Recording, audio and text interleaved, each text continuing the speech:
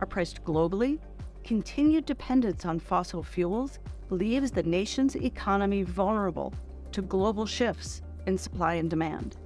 Total energy consumed in the residential and commercial sectors outstrips energy consumed in the industrial sector. For the past 20 years, despite increased technology use, larger homes, and population growth, the electricity demand has remained roughly flat. So,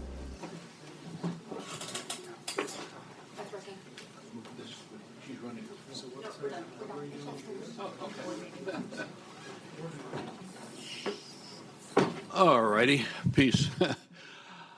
I'm Bob Rubin, and on behalf of my colleagues at the Hamilton Project, and also the people that we've worked together with, Stanford Doerr School of Sustainability, welcome.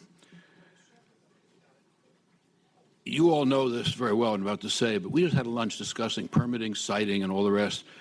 And not only is the substance of it complicated, but the politics, and I've been involved in political stuff for, God, over 5 decades now. The politics of this are massively complicated and obviously need a lot of very effective focus. And hopefully the discussions today will be a little bit helpful in thinking through both the substance and the politics of what needs to be done.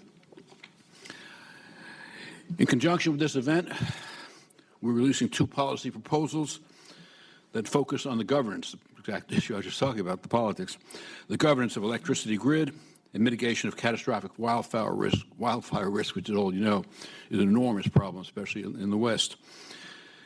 The latter, the wildfire catastrophic problem, is authored by our partners at the Stanford Doerr School, and we are, in addition, releasing a facts document highlighting permitting reform. I remember John Podesta telling me some years ago, we were talking about climate change. You know, John is massively committed. He said, so much of it depends on solving the issues around permitting, and I didn't understand what he meant at the time, but I do now. And they are, as all of you know, probably a lot better than I do, they are really, really complicated, and today's event is an effort to try to make some contribution to that. We'll have a fireside chat with the Commissioner of the FERC, Commissioner Clements, and she'll discuss some of the FERC's more recent actions and the roadblocks that we face, or the chief faces, I guess all of us face, going forward. But before we get to that, we are deeply honored to have with us Senator Alex Padilla, and he will have a fireside chat with Evan Halper of the Washington Post. Senator Padilla and Evan will discuss resilience and reliability and what policies we should focus on to make progress toward clean energy transmission. Thank you for joining this discussion, and Senator has disappeared. Oh, here he is. Okay. We now found the Senator. Senator, it's all yours.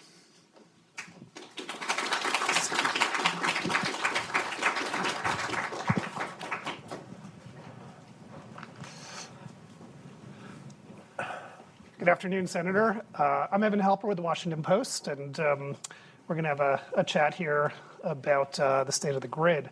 So we were talking, some folks before here, about whether this is a time to be optimistic or pessimistic. I mean, on the one hand, we're seeing the energy transition move forward. We're seeing a lot of new technologies come online.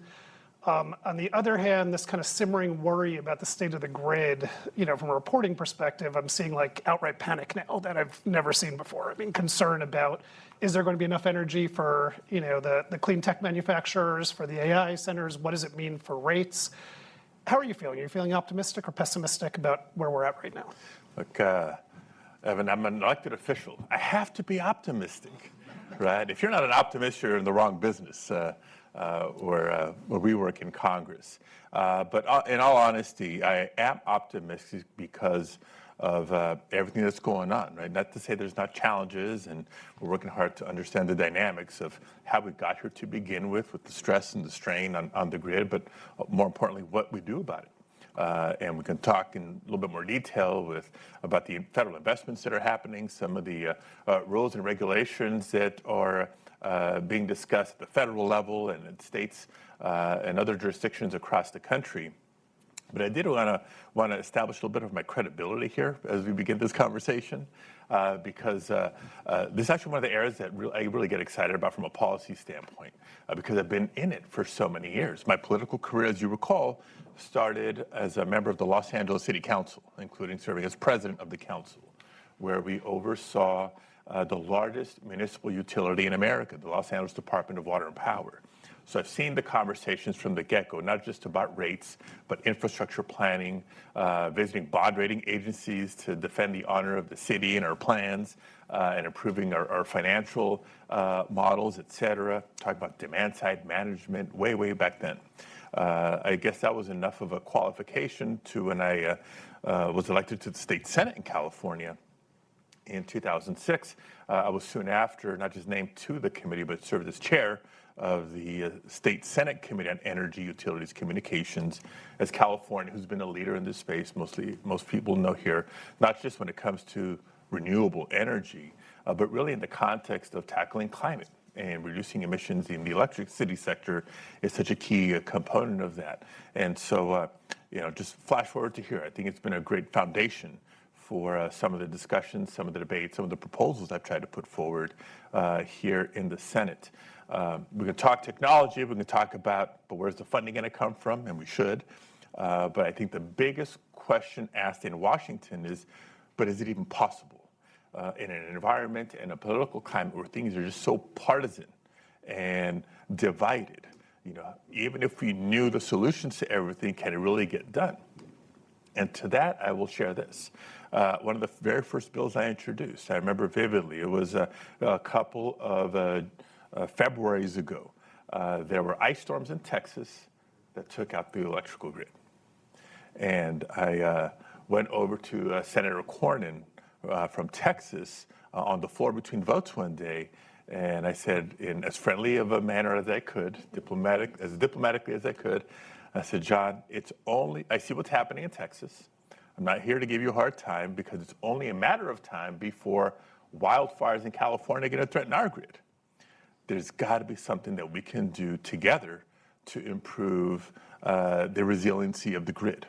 So we put our heads together, and yes, we started talking about not just some policy language, but funding. We had the audacity to propose $1 billion of investment into the grid. And we started working our colleagues to try to build support on both sides. Lo and behold, negotiators liked it, the president liked it. Our proposal was swept into what became the bipartisan infrastructure law with one minor change. Instead of $1 billion, they funded it to the tune of $5 billion. And so, yes, it is possible. Even that one measure in a much bigger package is already benefiting people across the country. And so we'll talk more about what else needs to be done. But yes, it is possible and necessary. So beyond a funding issue, this is obviously an issue of bureaucracy and an issue of planning. So we have a very balkanized system where the states have power, and we're seeing this with transmission. We can't get mileage of high voltage power lines built. It's just less and less each year. We're way behind. One state needs to build something going across another state, and the state in between vetoes it. Does the federal government need to have more authority? Does the system need to be changed such that the federal government can be more of an arbiter and step in and make more things happen? It's all about perspective. Here I'm getting the question of, does the federal government need more authority? Again, going back to my experience at the state level and at the local level, you hear a lot of people out there say the federal government has too much authority. So it all depends on how it's applied. Which leads me to come back to just all about the working relationships. We know what the North Star is. We have an aging infrastructure. The electricity sector is no exception. We need to catch up on deferred maintenance at a minimum, let alone, how do we quantify, how do we forecast increased load and demand in future years, and how do we invest to meet those challenges? It's not just building more and more of what we've built in the past. There's a lot of both emerging and improving technologies that are going to be key here to realizing the goals and objectives. One that I'm really big on, and I may reference it a few times today, is reconductoring. When it comes to transmission infrastructure, we know that there's a lot of projects in the queue to add the generation piece, right? We need more electrons moving to meet the growing demand and a growing economy, not just a growing population, but how do we get the energy from where it's produced, ideally renewable, to where we need it? We have whether it's the NEPA process at the federal level or CEQA in California, other processes for approvals at the different parts of the country, reconductoring is based on existing infrastructure and existing right-of-ways. We can literally double the capacity of our transmission infrastructure in a few years, not a few decades, but in a few years, in a very cost strategic way. So yes, there's plenty of other ideas out there like that. So you're talking about with this reconductoring, it's one of these grid enhancement technologies, correct? And so the administration's been talking a lot about that. There's kind of these technologies that already exist that you could use to make the grid work better. It's not going to solve all the problems, but with a few $1 billion of investment, you could do a lot. What's surprising to me as a reporter is that you're seeing these technologies exist, but utilities are not even using them. So what's the problem there? I mean, why is it hard to get these people who run the electricity system to actually deploy these technologies you're talking about? Yeah, so the ideas come first, right? The proven technologies come second, and then there's where's the incentive? Or disincentive for utilities to deploy them. I can't speak for every state in the nation, but I can brag a little bit more on California, where utilities are partners in this. Going back to my experience in the state legislature, Tony, you were there when I authored a bill to mandate a smart grid plans and deployment in California. So it wasn't a question, right? We knew we had to do this. And in short order, utilities came forward with plans reviewed by regulators, changed, modified, approved ultimately. That wasn't the complete magic wand to address all the grid issues in California, but it's a mechanism for how things get done. So I'd like to broaden sort of the question and conversation beyond what's it going to take to get utilities there, because utilities are all regulated. So what's in the mindset of the regulators? Do they have the right priorities and perspective on this? And if so, great, we've got to support them. If not, who appointed these people? And do they have the knowledge, the priorities, and the perspective necessary? Because achieving our goals here of meeting the electricity demand while we're electrifying the transportation sector, buildings, et cetera, that further increases demand, it's not a choice. It's not a choice. We have to meet the moment for the sake of our climate, for the sake of the planet, for the sake of our economy.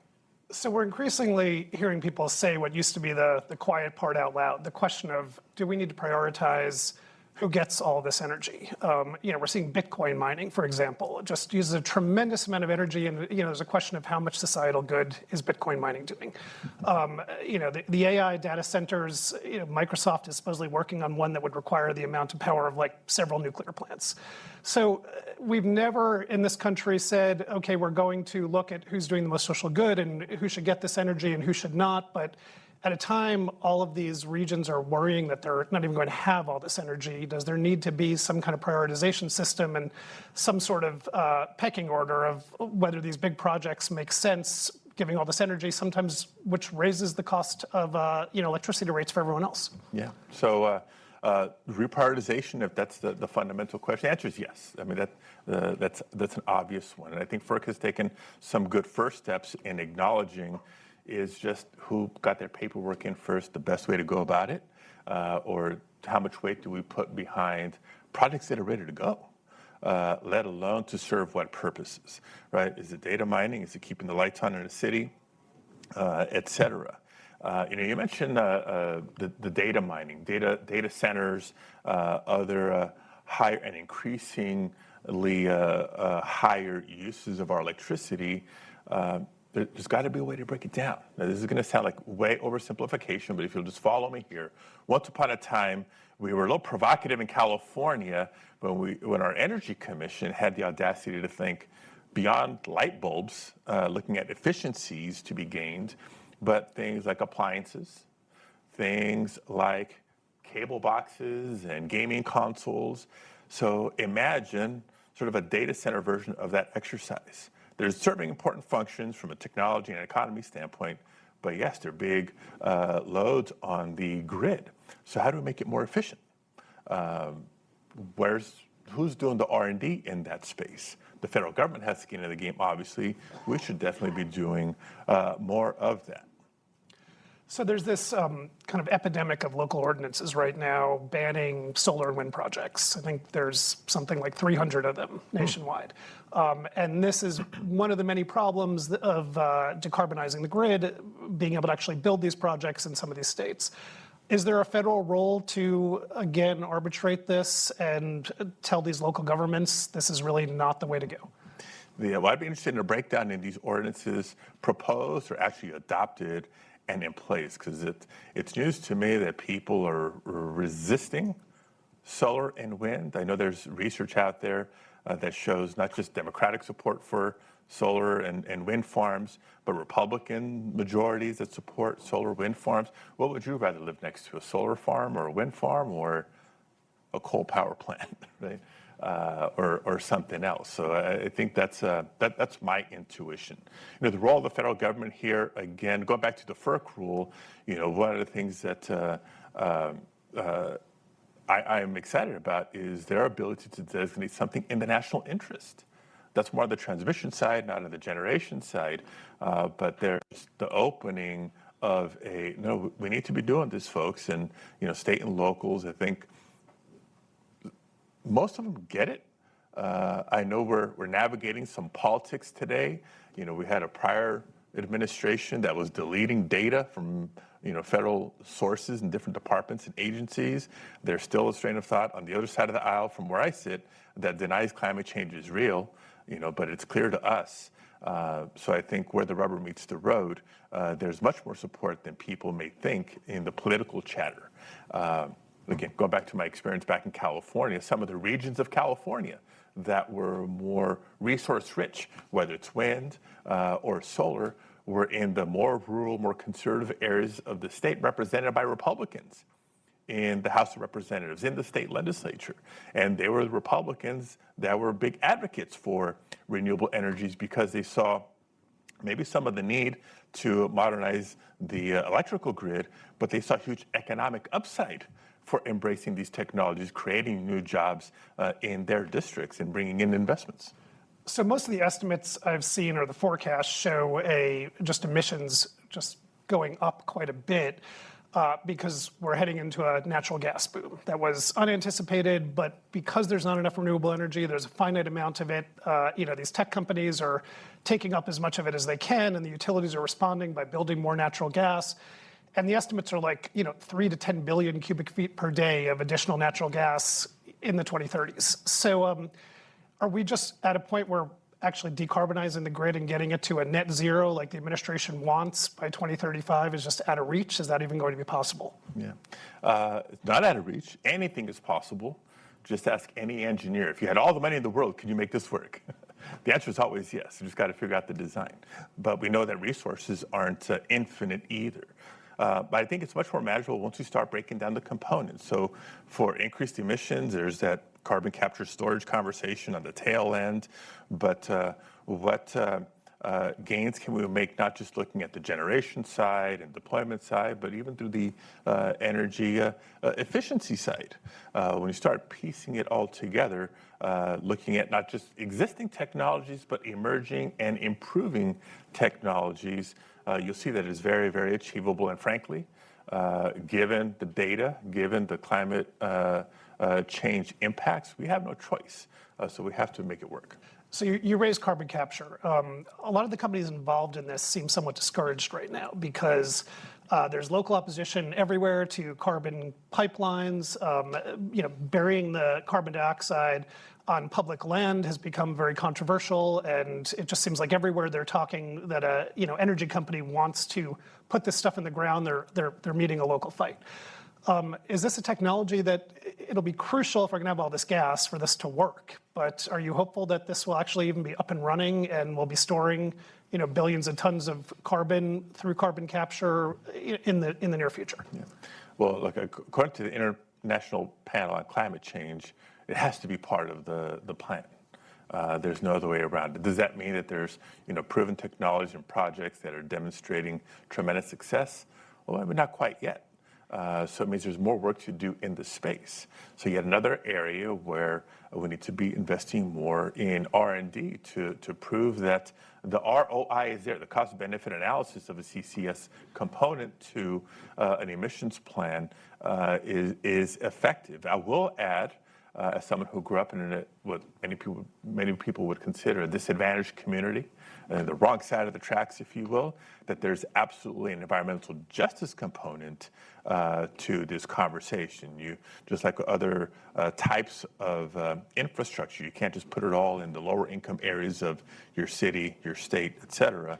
Let's follow the science. I just want to take a question from the audience as we're running short on time here. How would carbon pricing affect this? I mean, if we actually did have a carbon price or due at some point, would that be helpful in the transition, in getting the grid fixed? Would it make a difference? Devil's always in the details, right? It's how it's structured. But I think it does bring back the point of rate impacts. So aside from technology, aside from policy setting and goals, we have to consider rate impacts and how we're not exacerbating the inequities in how a lot of energy bills are paid in the United States. I know it's a very lively conversation in real time in California. How do we structure rates that protect impact on lower income communities when everybody's paying a minimum amount in a utility bill, but you have some communities more than others benefiting from maybe rooftop solar and they're just not consuming from the utility, the easier acquisition for wealthier families to purchase electric vehicles and maybe use them with two-directional charging to power their home, not just a car during the day. So a lot of upsides for improved quality of life and energy costs coming down, but they have to be enjoyed more equitably across any community, across any state, and across the country. Let's take one more from the audience. For rural areas, what possibilities do you see for integrating grid modernization with workforce development? I mean, it seems like this is another area where we often look at the grid, property, rights fights and NEPA, but there is potential for jobs to be created out of grid modernization. Can you talk about that some? Huge potential, but we had to be mindful in that planning. I tell the story from time to time of when I joined the state Senate and within 2 years was named chair of the committee. The big fight was over how much renewable energy should California require of its utilities and by when. Is 18% the right number? Is 20% the right number? It eventually became 35%, 50%. And by when? Is it in 2 years? Is it in 10 years? And people were out, trying to out-aggressive each other. No, we need to do more. We need to do it quicker. We need to do more. We need to do it quicker. Back to the line of, well, if money's no object, we can do it all by next year. But that's not the case. So we have to incorporate, what's feasible, potential rate impacts, but also the labor component. And I'm just talking about organized labor. I'm a pro-union guy, but the fear in a lot of communities across the country of, well, if we're ditching the fossil fuels and we're going towards solar and renewable, then we're all going to be out of a job. That's not the case. We have to be mindful in job training and retraining. Let's take folks that have been in the polluting industries of the past with retraining, you get comparable compensation, comparable benefits, if not better, in the solar and wind space. But it's not just going to happen. We have to be intentional about it. So those rural communities, there's a huge upside if we do this right. And the one example, one glimmer of hope of it's possible, sometimes people think he's on my side of the aisle. Sometimes people think he's on the other side of the aisle. One of my early conversations with Joe Manchin from West Virginia, coming from coal country, I engaged him in a conversation about geothermal, right? And a lot of the skills required for mining coal can somewhat translate into the geothermal space. So just one example. So in terms of the costs of all this, I mean, you mentioned a few times we could do X or Y if money were no object, and obviously it is, and people are rapidly getting concerned about the rates going up. I mean, I think they went up double CPI in the last report.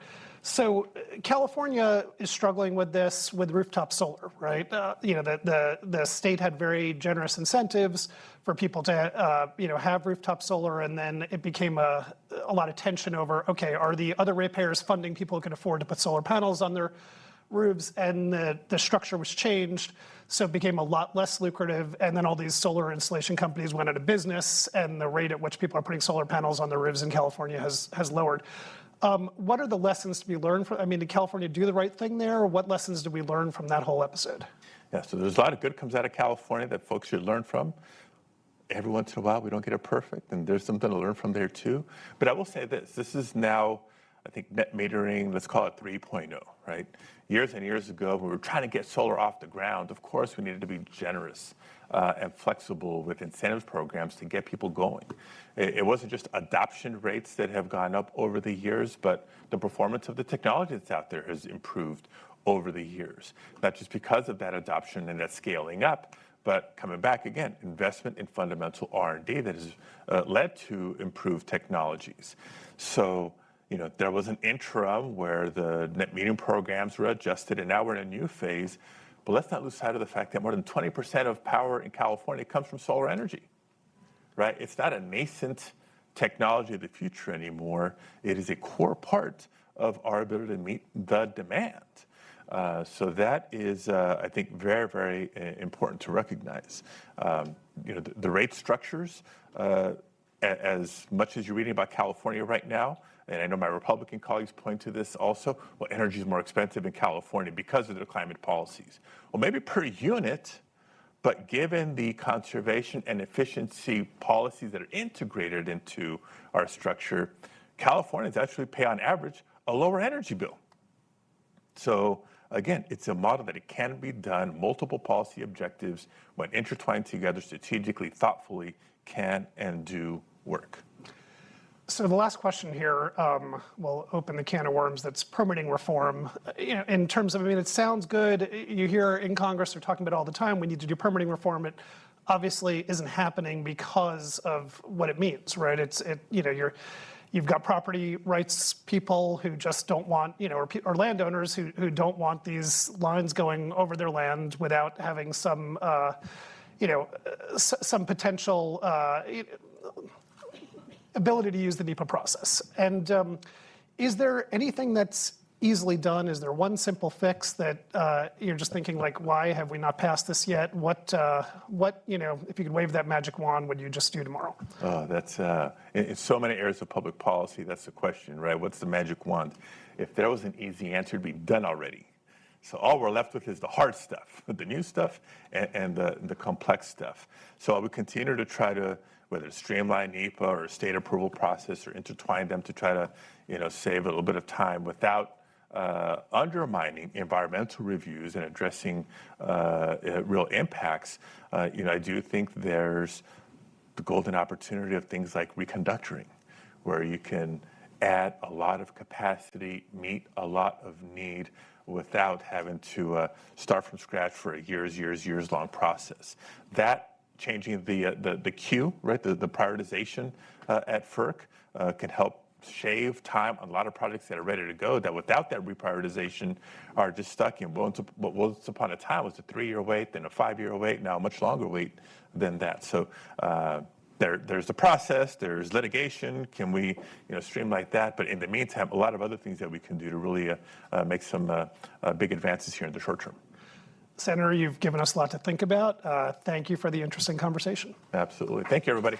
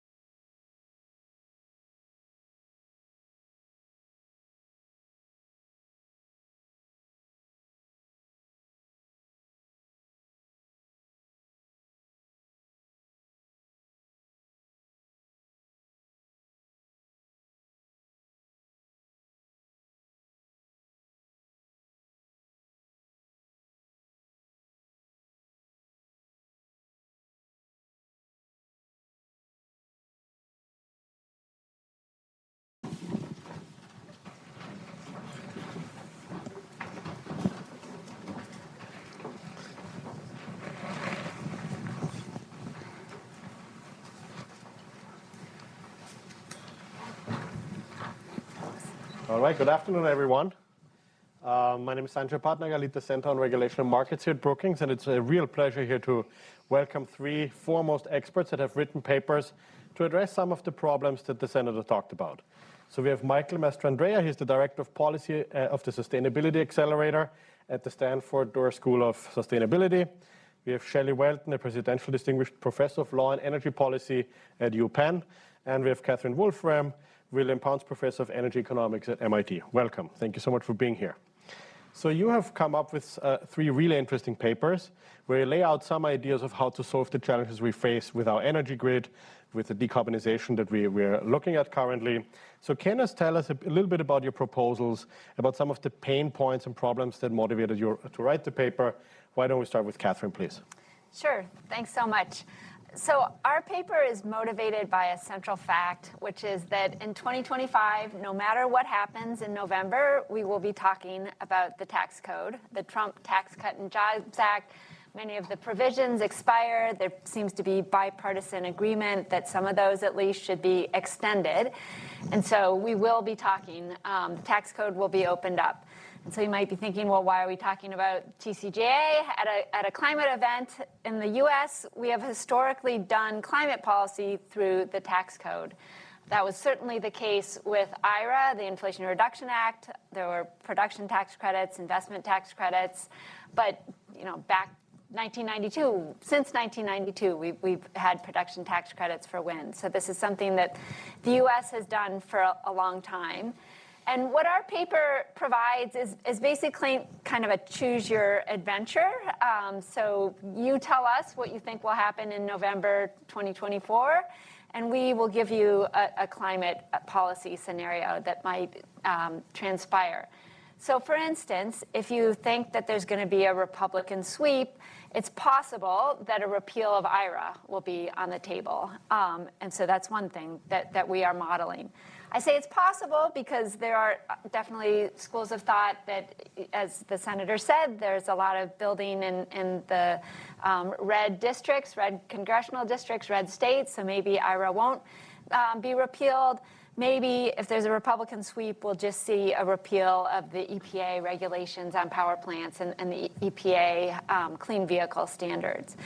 So that's one or two scenarios that we consider.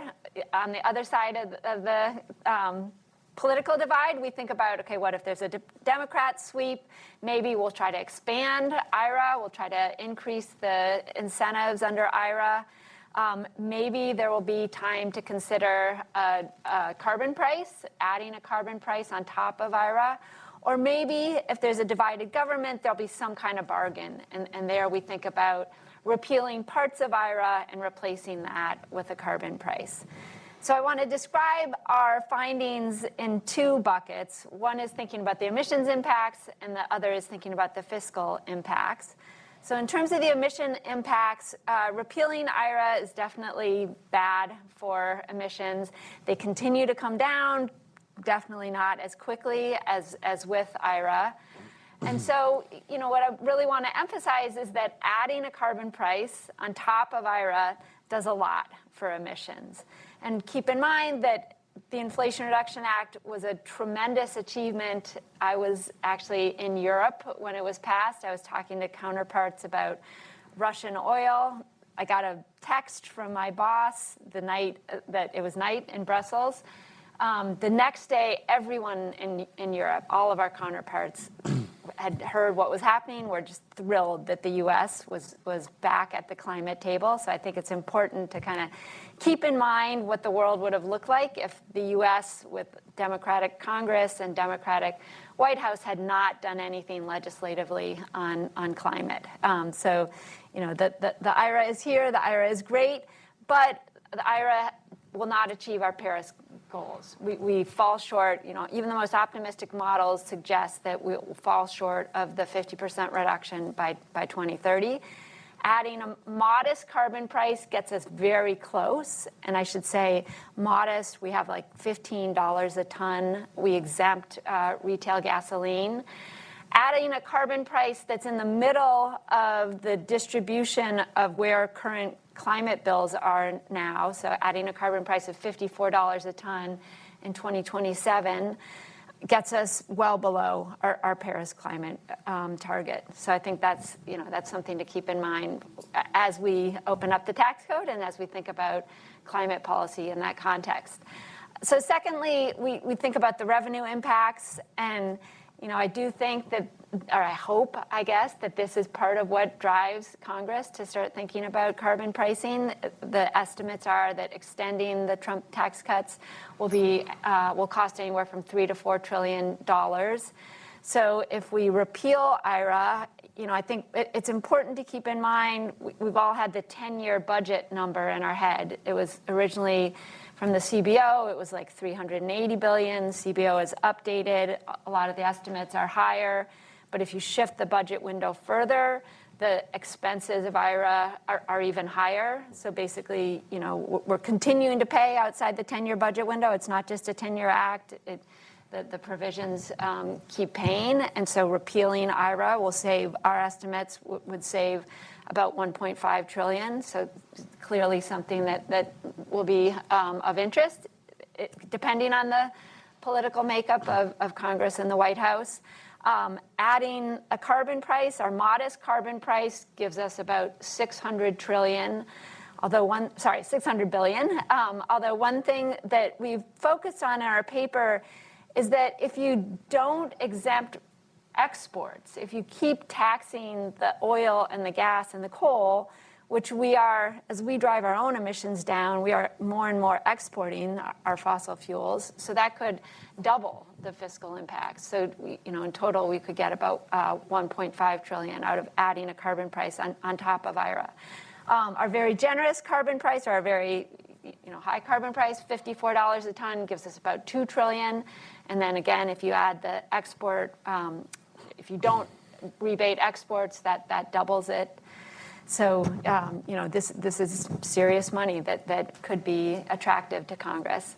So let me just close with a couple thoughts. You might be saying, why is this economist up here talking about carbon prices? We have IRA. I think that the other side when we have subsidies. So I guess, I think it's important to recognize that they work together quite well. We can have both. And in fact, the bill impacts, the senator referenced the concern about bill impacts, those are lower now that we have IRA. If more people are buying electric vehicles, more people are buying heat pumps, they are less exposed to the carbon price. So our estimates are that bill impacts are only about 1% with our modest carbon price. The second point I would make is that it's a global problem, climate change, right? The U.S. is now about 10% of global emissions, and the rest of the world is thinking hard about carbon pricing, in large part because of the European Union's carbon border adjustment mechanism.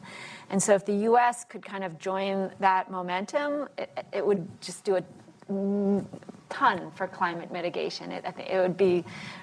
It's exciting to think about what could happen if there was more global momentum towards a carbon price. So, I think that's a very interesting point, especially given the carbon border tax that the Europeans are instituting. So we can talk a little bit about that afterwards. Sounds great. Shelley, over to you. Yeah, thank you so much.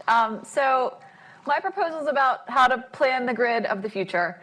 And I think probably everybody in this room has seen a lot about the electricity grid in the news recently. It was boring for a long time. It's not boring anymore, right? So we're worried about rising disasters, largely due to climate change, having huge impacts on the grid. We're worried about the inability to connect new resources fast enough, right? So IRA is spurring a ton of solar and storage that is waiting 3 and 4 years to get connected to the system. We're not building the long transmission lines we need to connect really good resource centers to the cities that want to use it. And load growth is like all over the news right now, right? On top of all of this, we're going to need a lot more electricity. And so I think it's pretty clear that the grid's not keeping up with everything else that's happening in the energy transition. And FERC, the Federal Energy Regulatory Commission that has primary authority here, has taken some really commendable steps recently. Last week, they finally released a much-awaited rule on transmission planning. I think it does some really good things to improve process. But my research and the research of a lot of the people I've been working with suggests that we have some really fundamental governance constraints that leave me still worried about how we get to the grid that we need in the future. And I would say that like the sort of fundamental governance constraint from a planning perspective is that we've largely delegated the planning of the grid to private transmission utilities that plan a grid that works in their best interest, right? So they are planning a system that improves their bottom lines and builds the transmission that's needed to basically like fix immediate reliability challenges, but costs consumers billions of dollars more than it needs to, right? So there's pretty ample modeling at this point that suggests if we built much larger regional and interregional transmission lines, it would not only accelerate a clean energy transition, but save a lot of money. And you don't see transmission utilities planning and building these largely because the way that they make the most money is to build smaller lines that are totally within their service territory that enhance their earnings the most. And I just want to be clear, like this is an understandable reaction. These are investor-owned utilities. We have an American legal theory that says they should maximize wealth for their shareholders. They're doing the logical thing here. But I think we should probably step back and ask, like, is this system that we've designed for how we plan the grid going to get us the grid that we need in the public interest for the future, particularly in a moment of like very rapid change on the system? So I'm quite worried that it's not going to, and that leads me to the proposal that I put forward in this paper, which is that I think that we need a much more collective national public grid planning effort in particular. And so in the proposal, I think, I started from the perspective of what would the ideal solution to this problem be. And I will say, as an academic, I often have the privilege of just critiquing. And one of my favorite things about working with the Hamilton Project has been that it's really pushed me to put an answer out there, which is hard. It gave me like a whole new respect for the policymakers in the room.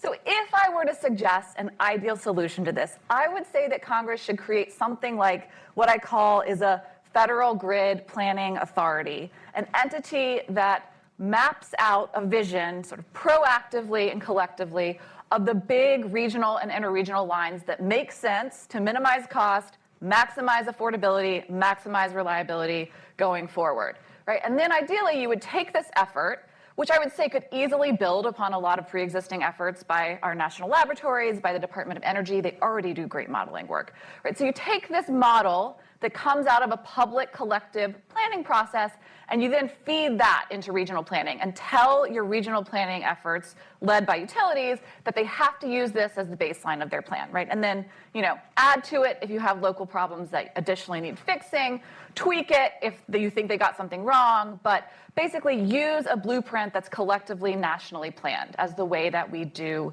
grid planning for a grid that addresses all of the collective challenges that we're facing.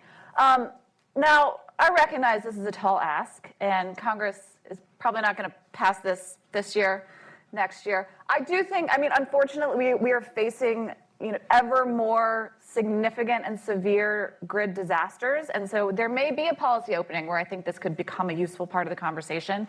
But the other thing I do in the paper to sort of address political hurdles is suggest that I think there's value in understanding the challenges here as challenges of governance, even if we don't suddenly pivot to a federal grid planning authority, right? So I think if we diagnose the problems not as sort of we're not considering the right set of benefits, or we haven't quite done the right length of planning, which all true and all important to fix, but we may not have the right entities doing this, or our entities have incentives that are out of line with the public interest. It points the way to a series of smaller potential reforms that could complement some of FERC's recent efforts to push towards better planning, right? So I basically suggest in the paper, I think that there's a lot of unexercised authority at FERC to more aggressively police the ways that we're doing planning to ensure that it's in the public interest, both at the regional and the individual utility level, right? So I suggest sort of a menu of other reforms that understanding the challenge as one of governance might point us towards that we could talk more about if you want to. Thanks. Great, thank you so much. Michael. Great. Well, thank you. Good afternoon, everyone. In our paper, we really focus on some of those grid disasters that Shelley was just talking about. We focus really on some of the aspects of wildfire risk that is becoming an increasing problem, particularly in the western United States. And before I dive in, I want to acknowledge my co-authors on this work, Michael Wara, who you will hear from later in the program, and also Eric McComber, who's in the audience here as well. And so I'll be presenting on behalf of our team. So the problem, that, as I was beginning to say, is that wildfire is really a growing risk in the western U.S. in particular, and there's a number of factors that are contributing to that. Some of that is absolutely climate change, but it is also increased development in vulnerable areas, more people and infrastructure in vulnerable areas that are exposed to wildfire risk. And then also a legacy of fuels management and landscape management that is focused or had focused for many decades on fire suppression. And so there's a buildup of risk in terms of what can burn in areas that are becoming more risky due to these other factors. So wildfires in general are really causing increasing loss of life and of structures, also really profound ecological impacts and public health impacts in terms of particularly the smoke that is generated by wildfires that has been an issue in the West, certainly has become an issue on the East Coast as well in some cases. And within that broader context, utility-ignited wildfires are really an outsized contributor to some of the most damaging fires that we've seen in the Western U.S. They tend to occur when there are hot and dry and windy conditions. And so then when there is an ignition, it's a time when fires spread rapidly, they're hard to control, and the consequences are really large. Many utilities are exposed to risk, including in areas that really were previously thought to be less exposed or less dangerous in terms of exposure to wildfire risk than really is being more understood now. And so, of course, we've seen a real legacy of that in California over recent years, but also now in Oregon, in Colorado, in Hawaii, and even in Texas as well. So despite this hardened experience, we are observing that there are a variety of utilities that are exposed to risk but that have not visibly taken some of the basic steps that we think are really important to mitigate that risk, unless they've already caused a significant wildfire in their service territory. And that risk, both this kind of perception of an increasingly risky industry in general, and then also the consequences for utilities where fires have occurred, is causing a number of implications that are really threatening the system that we have, and also interfering with our objectives around clean energy investments, clean energy policy implementation at the state and the federal level. So it's both, the financial stability where fires have occurred, also financing costs, credit ratings, and other aspects of the financial health of utilities. Affordability of rates is a really important part of this as well, which also has implications both for equity and our decarbonization objectives. And it also feeds into the housing market and mortgages through disruptions in the insurance market as well. And so there's really a lot of spreading implications of this wildfire risk. So we argue that there's enough experience and enough evidence that the U.S. utility sector really needs to take a more proactive posture and start to take actions before tragedies occur in their own service territories. So to say a little bit about our proposal in particular, so first of all, we describe the core approach that has really been developed through California utilities and their regulators on wildfire mitigation. We call this the California Utility Wildfire Mitigation Playbook, and lay out the steps. I can talk more about that as we get into it. But this is what we think there are real aspects that can be then implemented in a broader sense across the West, and learning from the experience in California where there's preliminary evidence, but increasing information that shows that many of these steps are things that have an effect on wildfire risk. We propose that at the federal level, this could be incentivized by two things. One is the creation of a federal utility wildfire fund, perhaps modeled after some of the lessons in California where such a fund has been set up. This would really serve as a backstop kind of public catastrophic risk pooling insurance mechanism, and that access to that would be conditioned on meeting minimum safety standards that are derived from this playbook of utility wildfire mitigation steps. And so we argue that this would reduce risk, first of all, of utility-ignited fires. It would better manage the costs of fires that do occur through risk pooling. It would also stabilize and lower financial risks for utilities, and also enable differentiation of risk profiles across different utilities that are taking different actions. And I should say as a quick aside that we have another paper that we launched through our program at Stanford that Eric led, assessing at this point all of the investor-owned utilities in the West in terms of where they are and their steps that they have taken in terms of wildfire mitigation planning. And so that's also something that we are looking at in detail. Lastly, this would also, we think, have really important effects for helping to stabilize insurance markets and the impacts on housing that I was talking about. So I'll stop there. Well, I think that's really interesting because you get at the heart of a problem, right? Because utilities face a crisis on multiple fronts. They have to increase production because we have increased electricity demand, and then they're facing increased wildfire risk because of climate change. And so then the question is, where should all the money come from, right? And who's going to pay for that?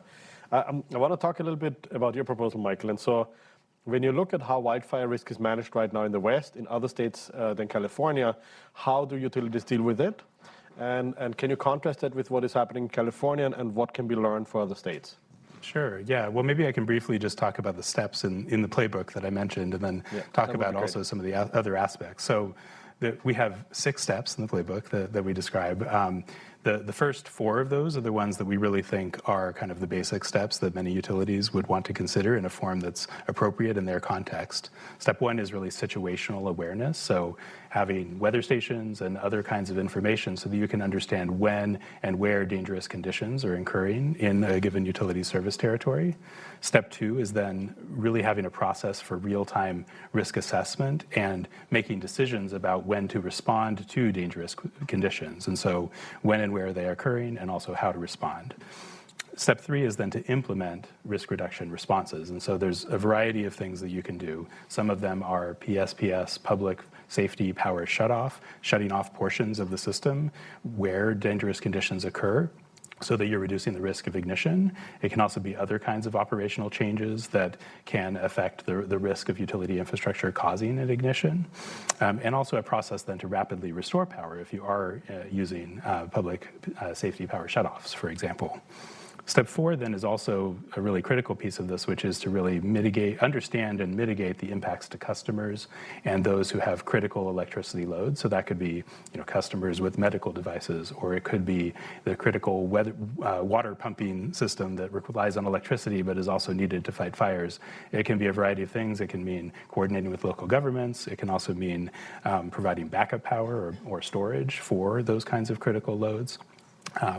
And then the next step, which is one that we think is really important, but also is one where it may look very different in different utilities and in different states, is in terms of grid hardening and the kinds of investments in the grid itself to increase its resilience to wildfire impacts. So that can be covered conductor and insulating wires, it can be undergrounding lines, it could be a whole host of other kinds of things, including sectionalizing your system so that you can turn off power in more targeted locations where really the danger occurs.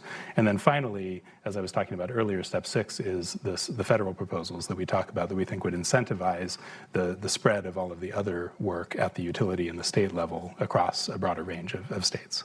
That's really great. Thank you so much.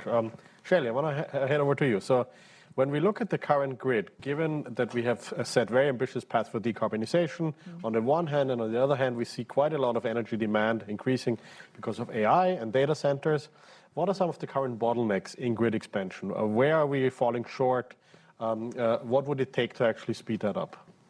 Yeah, I mean, I started to talk about a few of these at the beginning of my introduction. I think one of the really interesting choke points right now is that we've done such a good job incentivizing capital into renewable energy that we now have more energy waiting to enter the grid than is on the grid in total, which is like a really stunning statistic.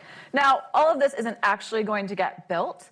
And part of the challenge there is that because it takes so dang long between when you put in an application to join the grid and actually get your approval to join it, people are putting in somewhat speculative projects, hoping that some of them get through and assuming that all of them won't get through.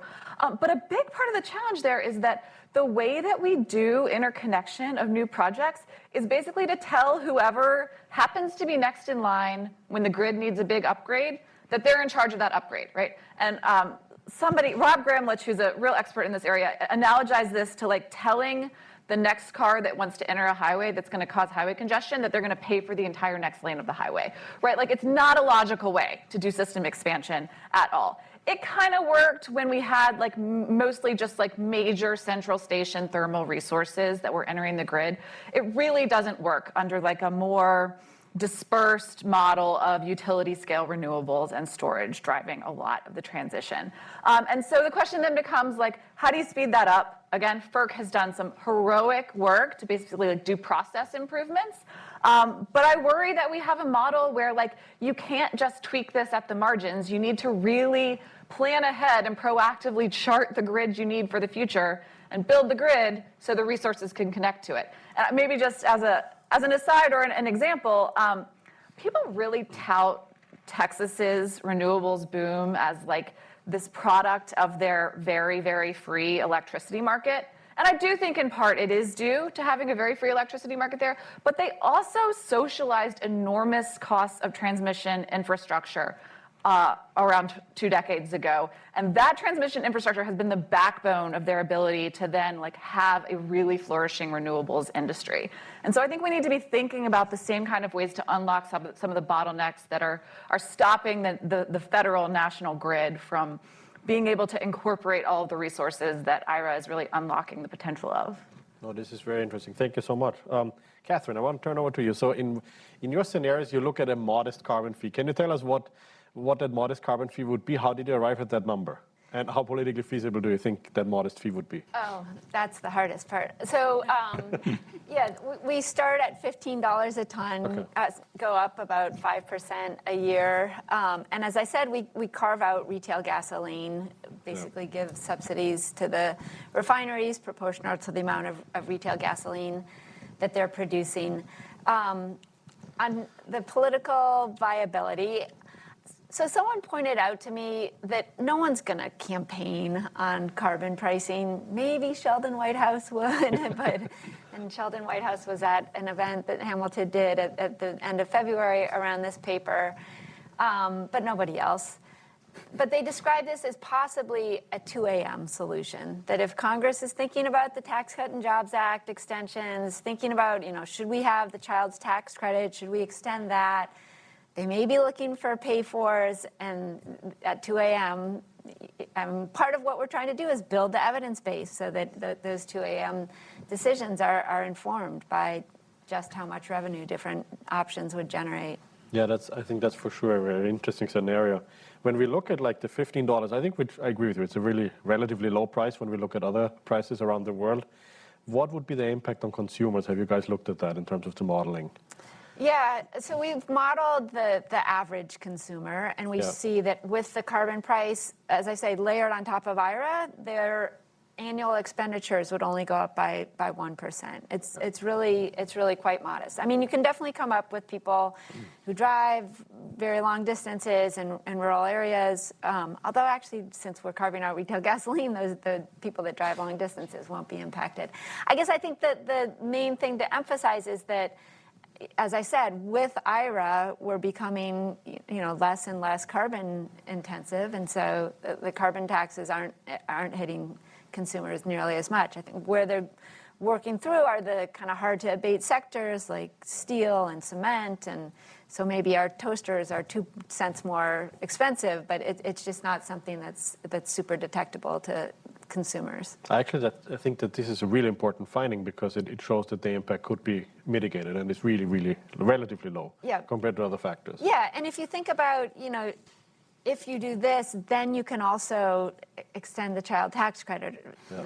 Then you can kind of outweigh any negative distributional impacts of a carbon price with distributional, progressive taxation.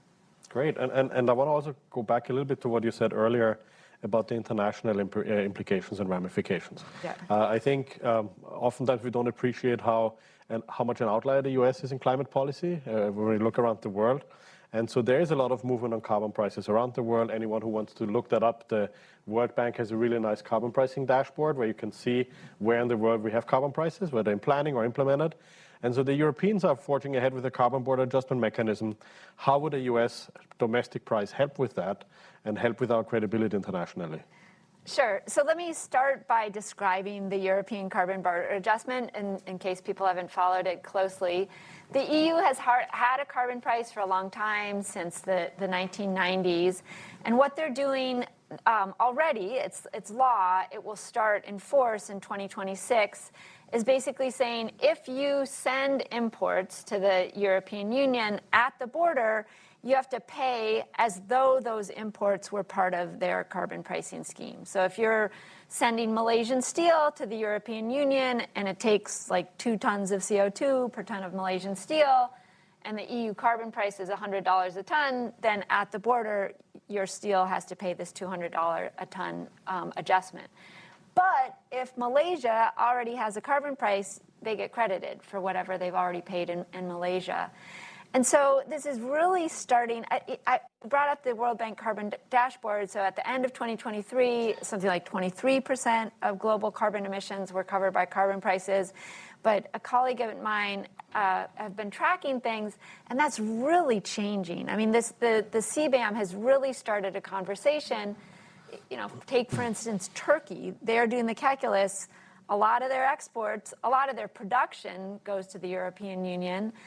If the industry is basically already paying the carbon price, they're just sending the check to Brussels. If Turkey puts on the carbon price, then they get to keep the revenue. And so Turkey has already decided to have a cap and trade market, is already putting on a carbon price. And you know, more and more we're seeing countries go through that thought process, and you know, some of them have already implemented carbon prices. And I think this even has spurred action in the U.S. When we look at bills in Congress currently, we have a Republican and a Democratic bill on a carbon tariff. And that's very interesting. I don't think we would have seen that without the Europeans. Yeah, I think that's right. And if the U.S. comes in with a carbon price of its own and a border adjustment, I just think that the kind of snowball effect that we're seeing just with the Europeans would be that much stronger. That's great. Shelley, I want to move over to you. So you said something very interesting. You said FERC has a lot of unexercised authority. Can you talk a little bit about what that authority looks like and what are the limits of this? Because in your paper, you propose kind of like creating a new body and talk like what is the delineation here? Yeah, I mean, so I think that this is a set of thorny legal questions, and I will try not to get too far in the weeds of them. But I mean, at a very broad level, right, like transmission utilities in this country are regulated as public utilities. And that's basically like, it's often described as like a regulatory bargain that's struck, right? These entities get monopoly service territories where nobody else is going to compete with them, and in exchange, they agree to be rate regulated by a regulator that sets just and reasonable prices and practices that they have to follow. And the question becomes then, like, how broad is this authority to ensure just and reasonable rates? And essentially what FERC has done in modern years, now that we've moved to sort of like a more market-ish system for regulating electricity, is what I'll call it, is tell regions that they have to come up with regional plans for transmission and give them some criteria that they have to meet to do that. And then assume if they meet these criteria, the plans that come out of them will be just and reasonable. And what I suggest in this paper is that I actually think FERC could do a lot more to make sure that the plans that come out of these regions are actually just and reasonable, right? It could do a lot more review to make sure that regions are producing plans that actually are in consumer interests. Because although we've required these plans since 2011, they haven't been in the consumer interest. I think a lot of the steps that FERC took last week in Order 1920 will at least ensure that regional plans look better, but they haven't quite exercised their muscle to ensure that transmission owners and builders actually build the lines that show up in those plans. And I think there's a lot more that we could do both to review local planning and regional planning to actually tell utilities that if there is modeling that suggests that other lines will save consumers billions of dollars, it's not just unreasonable to build things that won't do it. Oh, that's super interesting. Michael, I want to come back to your utility wildfire fund, the federal. Can you talk a little bit about in more detail about this? And specifically kind of like how would it help reduce financial risk and what should be the geographic spread? And we have a really interesting audience question that relates to this. how could we apply some of the ideas, also from California, to other disasters like flooding or other things, right? Wildfire is mostly in the western US, but we have other parts of the US where we have flooding risks and other risks that climate change is increasing. Yeah, thank you for the questions. I would say that we see, first of all, that there are, if at the most basic level, there's certainly a lot of value in risk pooling across a larger geographic area and across different kinds of hazards, as you're suggesting. And I think we can learn from both the California Wildfire Utility Fund that has been set up that I mentioned briefly, as well as things like national flood insurance and other kinds of national insurance products. We don't go too far in our proposal in terms of really specifying what it should look like, because we think that should be a conversation here that we would love to be a part of as well. We talk about some of the aspects in terms of who should fund it, in terms of what should be its attachment point, in terms of is there a threshold where utilities should be responsible for any damages below a certain amount, and then the fund kicks in for things above that. On the funding side of it, there's really kind of three major categories of where you might receive funds. One is shareholders of utilities, another is ratepayers, and a third is taxpayers, right? And those are not all distinct groups. They're overlapping, of course. And again, you could look at different models for this. We don't, in our proposal, choose one particular approach to how you might do that, but we do talk about some of the different kinds of considerations. One of the things we certainly think about a lot in both this and in another work that we do is the affordability and distributional impacts of these kinds of funding mechanisms, but also rates more generally. And in general, for example, rates are more regressive than taxes, and so there may be ways that you would want to share responsibility. Also, we argue that shareholders should also be taking some part of the responsibility as well. And so again, some of those other programs may serve models for how you might allocate that, but there's probably more that could be done as well. No, I think that's very interesting, because I think oftentimes when we look at this, people forget that someone would have to pay for it. Yeah. The question is who, and how we're going to distribute the cost, right? And I think you guys have a really interesting proposal there. Shelley, we got a question from the audience for you, which feeds into my next question from my side.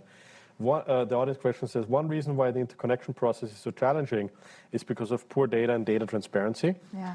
And do you see a way for the Federal Grid Planning Authority to address that in the future? And can you talk, actually, before you answer that, about the proposal for the Federal Grid Planning Authority a bit more in detail? Say a little bit more in detail about it?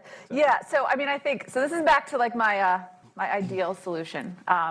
If we had a Federal Grid Planning Authority, I think we could build from a lot of the great resources that already exist to do modeling of what the system should look like, to try to have a collective federal entity, maybe housed at the DOE. I think that I don't have any particular strong thoughts about exactly how this is structured, that comes up with a core set of interregional and regional lines that do several things, right? One, preserve reliability in the face of a changing energy mix. Two, address bottleneck congestion that is creating unaffordable electricity prices for a lot of people. And three, really look ahead and ask, what are the drivers of needs for new electricity expansion on the generation side, and where is it going to be built, and how can we proactively build the lines that we need to make interconnection much smoother, much more affordable, efficient, et cetera. Right? And so I think part of that is that you're going to need a lot of good data inputs into that process to make it go well. And I think, I don't know that I have not carved out the particulars of how this would work, but I think you're going to need some sort of requirement that utilities play in this space and are fairly transparent about the information that they have about their systems, or else you're not going to get good modeling, right? And so I think that's going to be a real challenge of this proposal, is to figure out how you get that kind of visibility and transparency. You're also going to really need states to be excellent partners in telling grid modelers what their plans are for their systems, right? States still control generation. They still largely control the retail side of the system. And so I think an important piece of this will be figuring out how to make the states partners in planning efforts by using their inputs as the plans for the larger grid, right? So you're going to need a lot of transparency in this process. And I think part of the other challenge is, what does public participation look like here, right? If you're going to do public grid planning, you're going to want to have some sort of participatory process that is both open and involves a lot of viewpoints and doesn't drag the system down with it, like doesn't drag it out forever. And so, I think like the devil will be in some of these details should we ever get to the point of thinking about this authority of like exactly how you both get utilities and states and the public to play a role in creating this like a really robust model that like multiple problem solves, essentially. I think that stakeholder engagement is really key, right? Yeah. And that brings me to you, Catherine, right? Like since you wrote the paper, have you heard from policymakers, what are some of the likeliest scenarios that you think might actually pass? I think the interesting part is when you look at your scenarios, right? Like you mentioned earlier that if the IRA's repeal is like 1.5 trillion, if you add a carbon price, it's for 5 trillion. So you could maximize on emissions reductions and say, okay, IRA plus carbon price. If you're cynical and you want to maximize on revenue to extend the tax cuts, you would say, okay, repeal the IRA and put a carbon price in place. So what are some of the other options that you have heard when policymakers look at your proposals?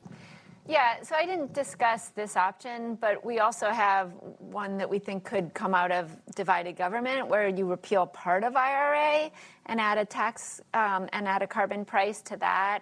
And so, if you repeal the electric vehicle subsidies and some of the more expensive parts of IRA and add a carbon tax, that has, generates even more revenue than the carbon tax layered on top of the pure IRA. So you could imagine that coming. That kind of gives the Republicans the political win to say that they're repealing part of, they might not say that part very loud, IRA, and then add something that helps with climate mitigation. So yeah, I think we've gotten interest, and that's good. Yeah, people are listening. People are happy to have the numbers. As I said, no one's saying like, yes, I'm gonna campaign on this, but yeah, there's definitely interest. Great. And then we have another audience question. Michael, I want to start with you on this. It's also about stakeholder engagement, right? Like, why is it that users of the grid often don't have much say in terms of the development and expansion of the grid? What do you see in California, and how can we increase the transparency and stakeholder participation in a way that is more productive, like Shelley alluded to? Yeah, thank you for the question. Well, there's others we're going to be hearing from who participate in that process in California, and so I would also suggest answering that question later. But I think there are some ways where it does occur, and I think there's definitely ways where it could occur more. We certainly are talking, I think, in this context about both aspects of how centralized versus decentralized the grid is. And, certainly in California and many other places, we're seeing increasing installation of solar, but also not just solar energy on rooftops, but also home batteries and other kinds of distributed energy resources. And those are things that both, are benefit individuals, but also potentially can be used in more aggregate ways to benefit grid performance as well, particularly during stress conditions. So there's kind of I think a need to both think about individuals as they're making their own decisions, but then also provide them with incentives and with programs where they can receive benefits for what the implications, either good or bad, I guess, that they have then for the larger system. I think the kinds of planning that Shelley is talking about is a real opportunity, certainly both at the federal level, but also at state and at, utility scales, having participatory, procedures and processes as part of that feeds into modeling, but also into the decision-making process as well. Anyone else want to respond to that? Maybe Shelley? I have lots of thoughts on this. I will say, I think one of the fundamental challenges of end user participation here is that most people have no interest in participating in the planning of the grid, right? Like, why would you, as just a normal electricity user? Like, you want your lights on, you want your bill low, maybe you want it to come from clean sources. And that's pretty much the demands most people have for this system, right? And I don't think we should be asking them to participate in the kinds of intricate grid planning that I'm talking about. Which means that you need some kind of theory of who's going to represent the public interest in this space. And I think it's a complicated question, right? I think states are an important voice in representing public interest of what their constituents want. I think public interest groups like consumer advocates, like environmental groups, like environmental justice groups, all bring some important perspectives. And if you're not exactly sure who speaks for the public interest, you need to build good contestatory procedures where lots of different groups can speak to regulators. And I think that's a real challenge of our current system, right? So mostly we run our transmission planning and our markets through regional transmission organizations, which I have described as like little membership club democracies where basically industry insiders get to vote on what the rules are going to be. And so I think, like sort of a bare minimum level of governance reforms that FERC might think about are just who participates in these processes. When we're doing voting, is the weighted sectoral voting that we do getting the kinds of weights right in terms of who should have a voice? When I've participated in RTO stakeholder proceedings, and I don't think anybody would describe them as fun. A lot of smaller groups would describe them as extremely difficult and resource intensive to be a part of, right? So I think there's a lot of space for thinking about how we do better. And I will shout out that FERC has a new Office of Public Participation that has been running for the last couple of years that's doing really cool work in this space to try to make it more accessible. I think they've been handed a Herculean task, but there's some real light on the horizon of how we might start to open up these conversations more. And I think you bring up a good point, is that FERC has been doing some stuff, right? Yeah. And they had some recent rulemaking. Can you talk briefly about that and how it relates to your proposal? On their recent rulemaking on transmission? Yeah. Yeah, so I didn't know that my proposal was going to come out only a week after FERC's transmission rulemaking. I think it opens up in sort of an exciting time to be talking about these questions. FERC put out a rule last week that tries to significantly reform how regions plan for transmission. And I think it does some really commendable, really important things, right? So it requires them to do long-term scenario-based planning to really look at what the grid's going to look like in the future and come up with the plan. It requires them to evaluate a set criteria of benefits that transmission brings and figure out a way to use that benefit evaluation to share the costs among those who benefit in the region. I think it's a really important step, and I think for the politics of the moment, they came out with an incredibly strong rule. Now, for the reasons that I talked about, I think that governance is still going to be a real challenge for taking this rule from vision to compliance and implementation. But I think in some ways, some of the things that I put forth might complement the rule nicely, right? So one way that I think it complements it is I am suggesting much legally bolder things than FERC has done. And Commissioner Clements, who we're going to hear from in a little while, I'm going to not get her words quite right, but she described the rule as something like straight down the middle of the fairway legally, which I think the fact that I think that FERC has so much unexercised authority bolsters the claim that this rule is a very reasonable, moderate use of FERC's authority in this space. I also think some of the ideas I have might help with rule compliance, right? So if regions make plans and transmission providers immediately say, yes, we want to build exactly the lines that you came up with in your maximizing plan, then great, we don't need my solutions. If they don't, I do think FERC could take some steps to try to make sure that what's in regional plans actually is what gets built in these regions. And I think I have a blueprint for sort of how we might push that forward. I think that's important. You have good ideas, and we have to put ideas out there that are maybe a bit more at the edge, but at least maybe they can push something along. We're almost out of time, so I want to do a very brief lightning round. What are some of the ideas that you're working on next that build on this proposal, and maybe are things that we have to think about down the line? Michael, starting with Sure. you. 1 minute each, please. Yeah, well, I'll mention a couple of things. One is, I mentioned this other paper briefly that we've done to really look at what is the maturity of wildfire mitigation planning for utilities in various different states. And so we have a first version of that. We're looking to expand that to really all of the utilities in not only the Western US, but really thinking about that comprehensively.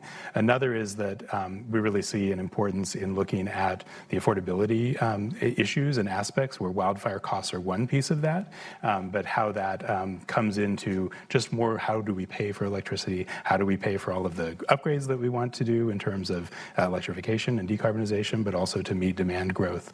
Wildfire is a piece of that, but we think that there's a more comprehensive kind of rethinking that needs to be done in terms of how we pay and who pays for electricity going forward.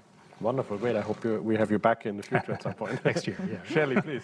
I'll mention two projects that I'm working on, right? So one, a lot of my work is on energy justice and energy equity, which I think that there's a sense that when we're talking about the wholesale side of the system, equity just isn't implicated, right? Like this is like cost and efficiency issues, and equity is a problem for state regulators. So I have a project with several people that's talking about the equity implications of wholesale electricity markets and transmission regulation, and how we should be thinking about energy justice and the ways in which it intersects with, sort of federal electricity planning and market design. The other project that I'm excited to work on next year is to do some comparative work in UK and Europe, looking at how we're tackling these issues of transmission planning, right? So everybody's kind of hitting the same bottlenecks. Nobody has perfect solutions, but there's some very different models happening, particularly in Germany and the UK, that I'm going to be looking at in terms of how we try to get past the bottlenecks that we have. So awesome, super interesting. The Germans have been really speeding up things, which Indeed. is interesting, given that they're very bureaucratic usually. Yeah. Catherine. Sure. I'm thinking a lot about the European Union Carbon Border Adjustment Mechanism and doing some work with low and middle income countries to figure out how it might impact them and just make sure that we understand that. And one thing we've seen is that some of the low and middle income countries, are portrayed as, oh my God, this is going to be horrible for them, but they actually kind of don't mind the idea of introducing a carbon price if they can collect revenue from it and use that to either offset other taxes or use the fiscal revenues for infrastructure investments. They're definitely intrigued by that. So I guess I will just conclude by saying we are at the point where we are starting to pay to remove carbon dioxide from the atmosphere. That's in IRA, other places. I have a colleague who's working on methane removal technologies. It just makes no sense to let it go up there for free if we're paying to take it for. So whatever we think, I think this is going to be part of the solution at some point, and the U.S. just needs to figure that out. And that's a perfect note to end on. Thank you so much, everyone.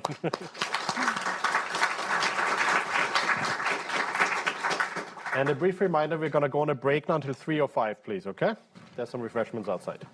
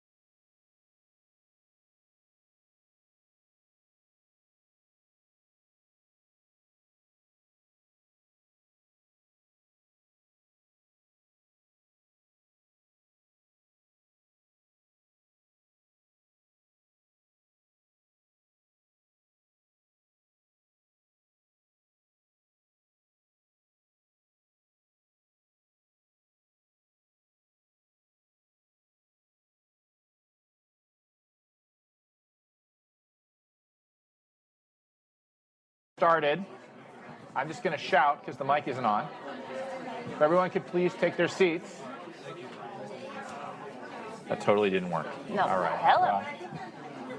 Is it now? Okay. If everyone could please sit down, we'd like to get started.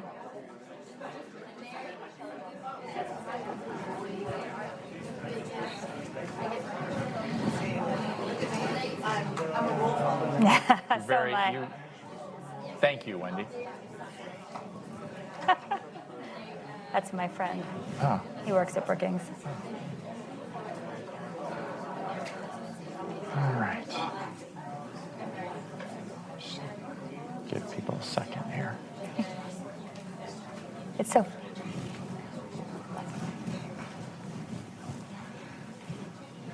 All right, we're going to get started. We're honored to have Commissioner Clements with us today from the Federal Energy Regulatory Commission. And I'm Michael Warra, Director of the Climate and Energy Policy Program at the Woods Institute for the Environment, as well as the Senior Director for Policy at the Stanford Doerr School for Sustainability's Sustainability Accelerator, kind of a mouthful.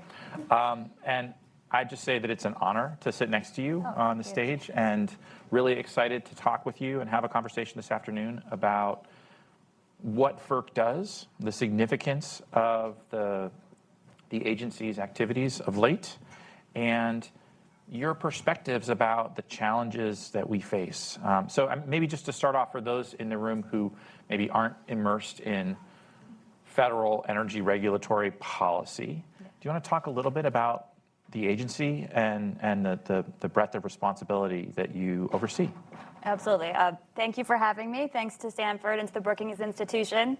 It's nice to be here today, and I'm a lot less busy this week than I have been for the last several months. So for those of you who do follow FERC, and for those of you who don't, what a lucky situation you find yourself in life, not worrying about it every day. But how many do think about it in their work context, just so I have a sense of, oh, great, okay, wow. So most of you have some sense. For those of you who don't think about it all day, we're a 5-member independent commission. Our predecessor was the Federal Power Commission. They spun FERC out of the Organization Act of maybe 1977, and we are a 5-member independent economic regulator. The president makes appointments to the commission, and we are confirmed by the Senate, and there may be no more than 3 members from the president's political party. So when you add that up, that's 2 from the other party. Right now, there's 3 of us. I'm at the end of my term, and we have a trio of nominees that have been before the Senate already. Should I say what we have jurisdiction over? Sure. Yeah. We have broad jurisdiction over wholesale electricity service, over transmission service, and the rates for those 2 things. We have jurisdiction under the Natural Gas Act to consider and approve interstate gas pipelines. We have jurisdiction under the Federal Power Act to consider and approve hydro licenses and relicenses, as well as a myriad other responsibilities, including reliability. In other words, not a lot going on at FERC. So could you talk a little bit, Commissioner Clements, about the challenges you see? We've been hearing today a lot about this moment that we're in of transition, maybe of transformation in the U.S. energy system. And change can be hard. Change creates lots of new problems. Maybe it solves some old problems. But what keeps you up at night? What do you see as the challenges that you as a commissioner need to be paying attention to and confronting and hopefully making progress on? The conversation we've been having for the last 2 decades about transitioning the energy system, about climate change, about the impacts of extreme weather on our grid, about the potential evolving cyber and physical security threat, all of that is coming home to roost. It's all real life now. And you know, along with electrification and uses of transportation and industry, buildings, a lot of advanced manufacturing, reshoring, the opportunity that this advanced manufacturing brings across the country from an economic perspective. So the challenges and opportunities are immense. The fear of change is real, and every time I'm sitting at my desk alone and I have a minute to think, I say, I just wish I took psych, higher level courses in college, because it really is about trying to motivate people towards change. when the status quo might be working just fine in the moment for them. So you mentioned renewables, you mentioned just the pace of change as a particular challenge, cyber. The commission over the last year has done a lot of work. And I'll just point to two major steps that at least as an outsider strike me as quite important.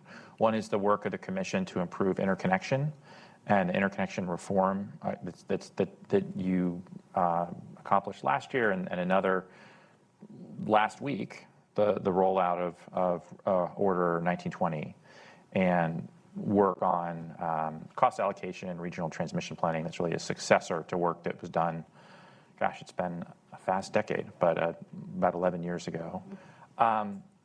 First on interconnection, what's the problem with interconnection? Just so for folks in the room to understand it, and what steps are you taking to try to make the problem better? So our grid is old. You know, a lot of it was built 60 plus years ago. Much of the infrastructure that is the backbone of the US energy system, our electricity grid, is old, it's outdated, and it needs to be fixed. The rules that regulate the grid that I live in all day were designed around a system that no longer exists, right? It was a set of rules that worked for big central, Shelley said, central station thermal power plants. So coal plants, oil plants, and then gas came online, nuclear came online, and then gas came online. But the rules still made sense because the way you hooked up to the grid was you got in line, the line wasn't very long, you understood the low growth in your area that you were hooking up. You were often the utility who was responsible for serving that load. And so that, no big deal, right? You figure it out what's going to happen. You might need to do an upgrade here or there, but you get it done. And so now you fast forward to 2020, 2021, 2022, 2023, that now we're getting post-IRA, 2024, and you have 2.6 terawatts of storage, solar, and wind, plus a little gas in the interconnection queue. And as Shelley said, that's more than twice as much generation as we have online today. So these lines, it's just like, when she said it was a membership club, I'm thinking about, trying to get your kid in private school in DC and the application process. I mean, it makes that look like a walk in the park, honestly. So you've got these really unmanageably long lines. You have resources, developers trying to put their solar project into the grid or their wind farm into their grid, and they're putting interconnection, signing up in 5 places out of hopes that one will work out. Because the way that what is broken, to answer your question, is that the way that we study what the grid's going to look like when your resource hooks up isn't real. Because all of these resources in front of you are going to drop out or not drop out, or they're going to pick one across their 3 that they develop, or projects are going to get delayed. Transmission projects are going to get delayed to support these interconnections. So it's hard to, and there's just not enough people to manage the massive quantities of requests to interconnect to the grid right at this moment. So all of those things come together into kind of a big stew of a mess. And have just really kind of broken the process for hooking up new resources. And as you know, we are seeing these thermal unit retirements around which our system was designed, retiring at an accelerating pace. The number one way to address those retirements is to get this new generation online. And in a lot of ways, that's just been stalled out for the last 5 years. And so there's a big problem. I'm going to steal your metaphor. I might substitute like getting your kid into 92nd Street Y preschool as my example. But yeah, there's been this huge problem. What are your hopes for the actions that FERC took last year in terms of improving this outcome and getting us, say, in 2 or 3 or 5 years to a much shorter and more efficient interconnection process for the new generation? It's a start. My hope is that Order 2023, which is the name of the rule we issued last year, is a starting point. To my mind, it's a baseline rule that kind of raises all ships.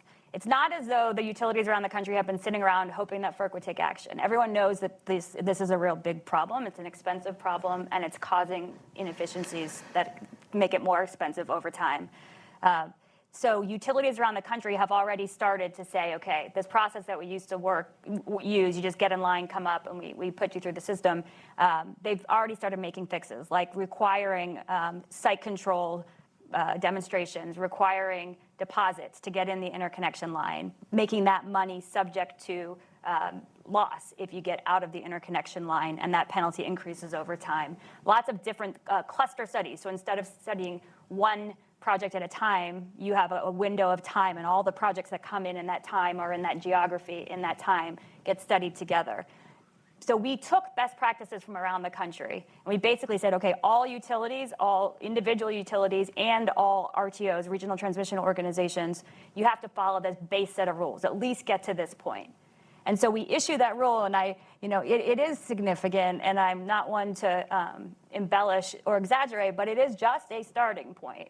There's a lot more to do on interconnection reform. This is just kind of clearing out, the front end so we can even get the systems up and start working again. So Chair Phillips, my colleague, has announced that in September they're going to hold 2 more workshops on some of the next steps we need to do on helping these resources hook up to the grid, like how do you hook up solar and wind resources without ensuring them deliverability all the time? So if there's congestion on the grid, you just cut them off and curtail them, but they can still get up and running while you're making upgrades to the system to allow them to have more comprehensive service, things like that. Standardization of processes, thinking about what artificial intelligence can do to fix the, shorten the time it takes to do the modeling to get through these processes, et cetera. And it seems like we're moving, maybe not as fast as some would like, but we are moving in a direction toward really reform of the interconnection process to move out of this kind of incremental addition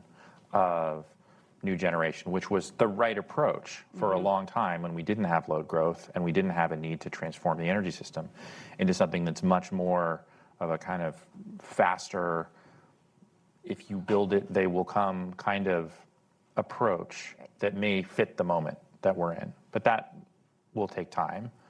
In addition, in order to interconnect, you have to have transmission. And the other thing that we should probably talk about, is the really, I was just going to use the word exciting. Maybe for some of us in the room, it is exciting order that was finalized last week by the Commission, Order 1920, that involves regional planning of transmission. And this follows a rule from a decade, well, we said a while ago, where we had a lot of hopes, I think, when the rule was issued, and it didn't quite deliver what was hoped for. And so talk to me about first about the process. One thing about FERC that's interesting is that the agency, before it takes an action, has workshops and tries to understand a problem, really learn and identify whether there is a problem and exactly what the contours of the problem were. What was the process for FERC to do that in order to get to the final outcome in Order 1920? So Order 1920 is the regional transmission planning and cost allocation rule that was last week's final product of what was 3 years of process. And I should have said this at the beginning, but as you all know, the regulatory process is strikingly and painfully slow. And it's especially so right now relative to the speed at which things need to change. And so imagine that we did just the baseline interconnection rule that I just talked about. That was a 2+ year effort, right? Notice and comment rulemaking. The transmission regional planning rule was a 3-year process to get from start to finish. And to really, we had 30,000 pages of comments. I did not read them all. We had a few different technical workshops, and we just got to this planning rule, and that's only one piece of this broader puzzle, right? We didn't conquer interregional planning, which you might want to talk about. We didn't get to cost management. We didn't get to transmission incentives and aligning those in a way that helps get the hard stuff built. So we fixed one piece of the problem, and it is a big deal, but it's not satisfyingly quick relative to the challenge we're facing. Okay, so a partial solution to a piece of the problem, but nevertheless, some of us are excited about it. Sorry, I don't mean to be a pessimist. It's a great rule. It's a great rule. But so talk about, so the rule is focused on getting regions of the country to build lines that provide those regional benefits. One of the hallmarks of the rule, as I understand it, and I'll say I wouldn't claim to have a perfect understanding at this point, but is a real focus on bringing together the states within a region to participate in that process. Could you talk a little bit about that and why it's important in your view? Sure, let me back up for 1 minute before I get to the state's role. The rule is really intuitively common sense. It says, hey, regions, what we did before, suggesting you just do a plan, wasn't enough. It wasn't working. It is not getting regional transmission built. The country is spending, 10-year average was $17 billion a year on transmission, and we're still not getting the hard stuff built. So when we talk about the costs of new investment, there's a cost to inaction that $17 billion doesn't even start to describe. And in any case, we said, plan forward. Look forward 20 years. Gather the best available information relevant to the potential futures that might exist in those 20 years. Right. Run scenarios. Ensure that you use sensitivities that involve extreme weather. And then take a set of benefits and consider those reliability and economic benefits. We required consideration of 7 benefits. None of them are climate related. They're all production cost savings. There is an avoided extreme weather, but it is based in purely economic rationale. So and then we said, okay, go together, plan.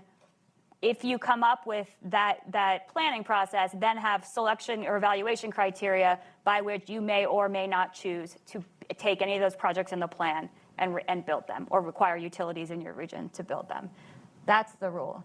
The state's piece is also an evolving piece, and it's really important to spend a minute, so I appreciate that you asked the question on this part. You remember that transmission has jurisdiction that crosses between, or has 2 parts of jurisdiction. FERC is responsible for the planning and the costs of transmission, or the costs and the practices affecting it, which include planning. The states are responsible for siting transmission.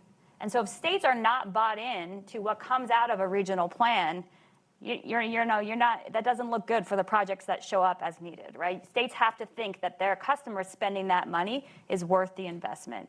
So what we have done is gather the states, and the former chair of FERC and I started something called the Joint NARUC-FERC Task Force. So we got regulators from 10 different states from around the country, and we sat with them 7 or 8 times for full days and had conversations about this hard stuff. How do you do regional planning? How do you give states a role at the table? What is the right way to make sure they have the ability to influence those future scenarios on the front end, so that when it comes to them on the back end, they have a better sense of why what is getting chosen and asked to pay for is getting chosen. And we came up with a way to make that workable in the rule. It's an unprecedented role for states at the table in a federally jurisdictional process. And that's really important because one of my colleagues who doesn't like where we came out on that determination has suggested that the rule doesn't work because you should only make states pay for voluntarily what they sign up to pay for. Well, the federally jurisdictional rule that we are obliged to implement as FERC says that if you benefit from the line or the portfolio of lines, you have to pay from it. If you do not receive benefits, you don't have to pay for it. But the idea that one state could veto a line that a whole region needs and that is much more cost effective to provide that state economic or reliability benefits, but that state vetoes it because some other state is going to get a different benefit related to public policy, that doesn't work. I mean, if you think about the interstate highway system and how it got built, now, not a perfect analogy because the federal government decided to do it and paid for it. But imagine if Pennsylvania could have just said, yeah, I-80, not good for us. Ohio says I-70, not good for us. Virginia says I-95, not good for us. That doesn't work. You can't imagine the economy that's based on the existence of that infrastructure. And so that's the reason that under our law, in order to get these cost-beneficial investment done, you can't let one state kind of say, forget about it, nobody gets to do this. But what we have done is give states a new and important role at the table that elevates them among stakeholders relative to getting those decisions made. So, FERC, I'm gonna shift to some audience questions here.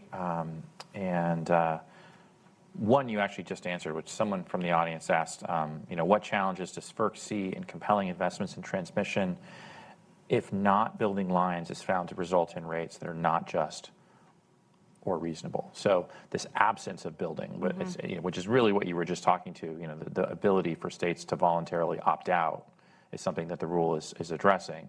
Are there further steps that you think FERC should take in that direction, or areas where you think more investigation is needed to think about the things that we don't observe, but that perhaps we need?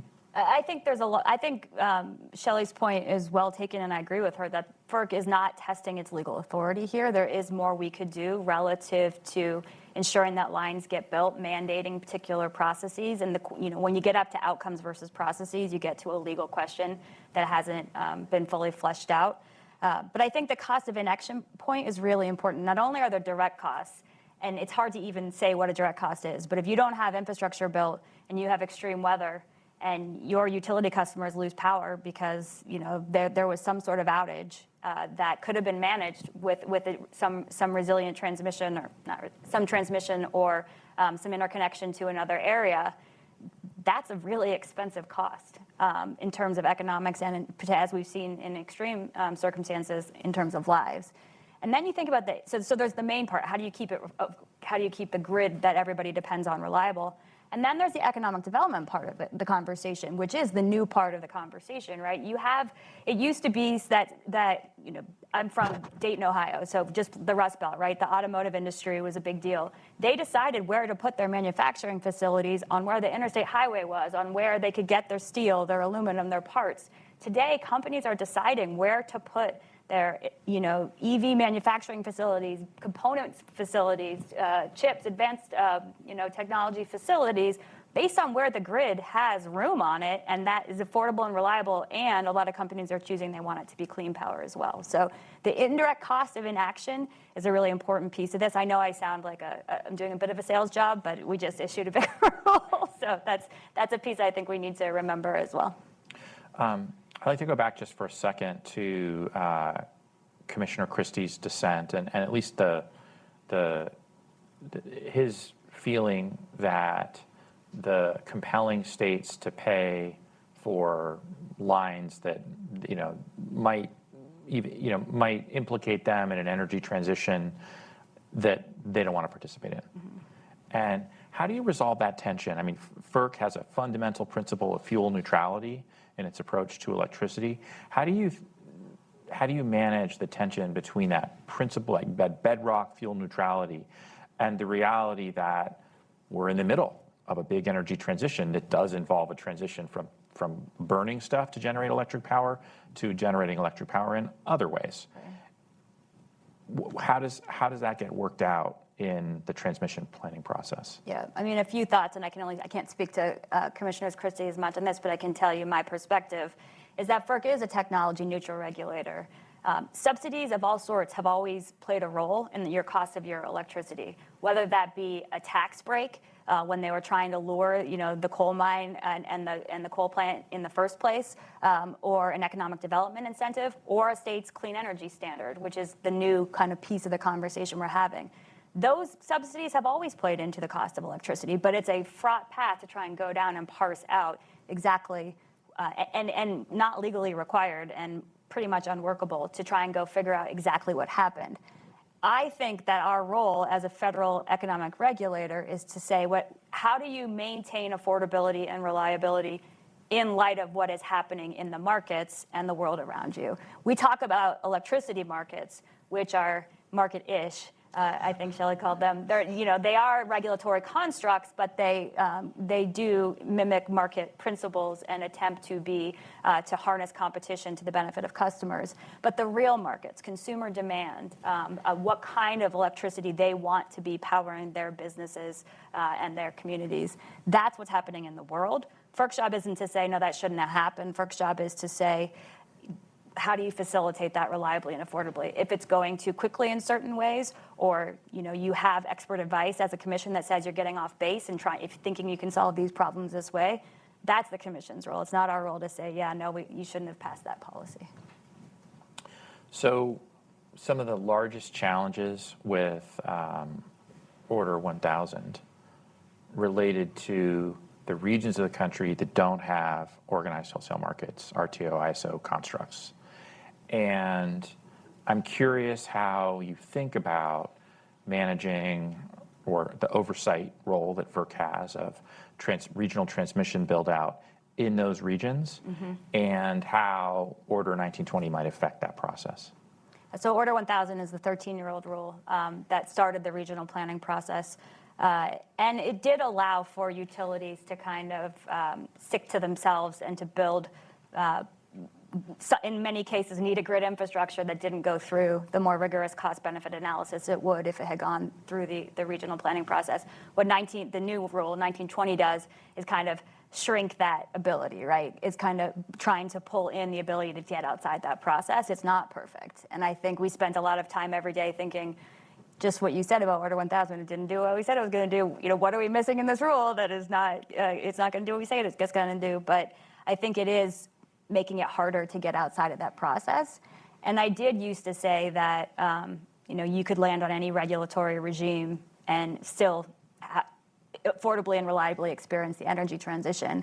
I think we're at a, you know, whether or not that be a vertically integrated utility with no wholesale market overlay, whether it be a vertically integrated utility with a wholesale market overlay or restructured states in an RTO.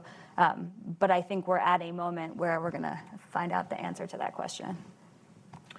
I feel like I would be remiss not to ask you a question about cyber. I once sat in a similar setting with a colleague, Steve Chu, who said, with respect to cyber, that the higher the security clearance that he got, the more frightened he was of the issues, and that if you don't have a clearance, you can't actually fully understand how frightening it is. What is your perspective about what we should be doing in this area to protect critical infrastructure in the United States? It's a big question.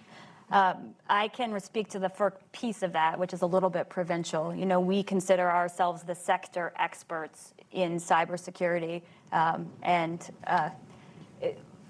we have a two-part role. We have responsibility since 2005 for making foundational reliability standards. Those are viewed as kind of gold medals type standards, but they're only foundational, right? And the evolving cybersecurity threat is always ahead of those standards. And so the other piece of work FERC does is work with our utilities and industry around the country, coordinated by DOE. DHS plays a role, the intelligence community plays a role.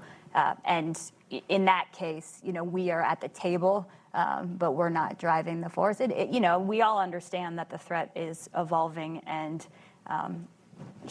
that it's no longer a threat. The question is how to continue best practices to manage it and to be as nimble as possible. Question from the audience about local restrictions versus the issues we've been talking about so far today.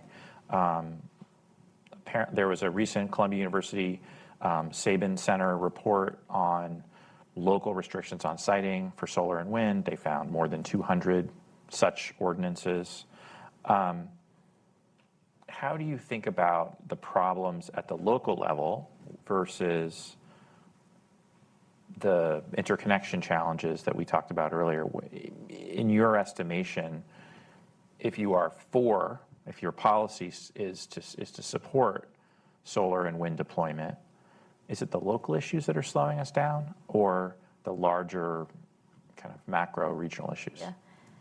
There was for those of you really focused on FERC, there was a little bit of a conversation between two prominent senators on the Hill last week about whether or not our rule was going to take care of everything that needed to get done or not.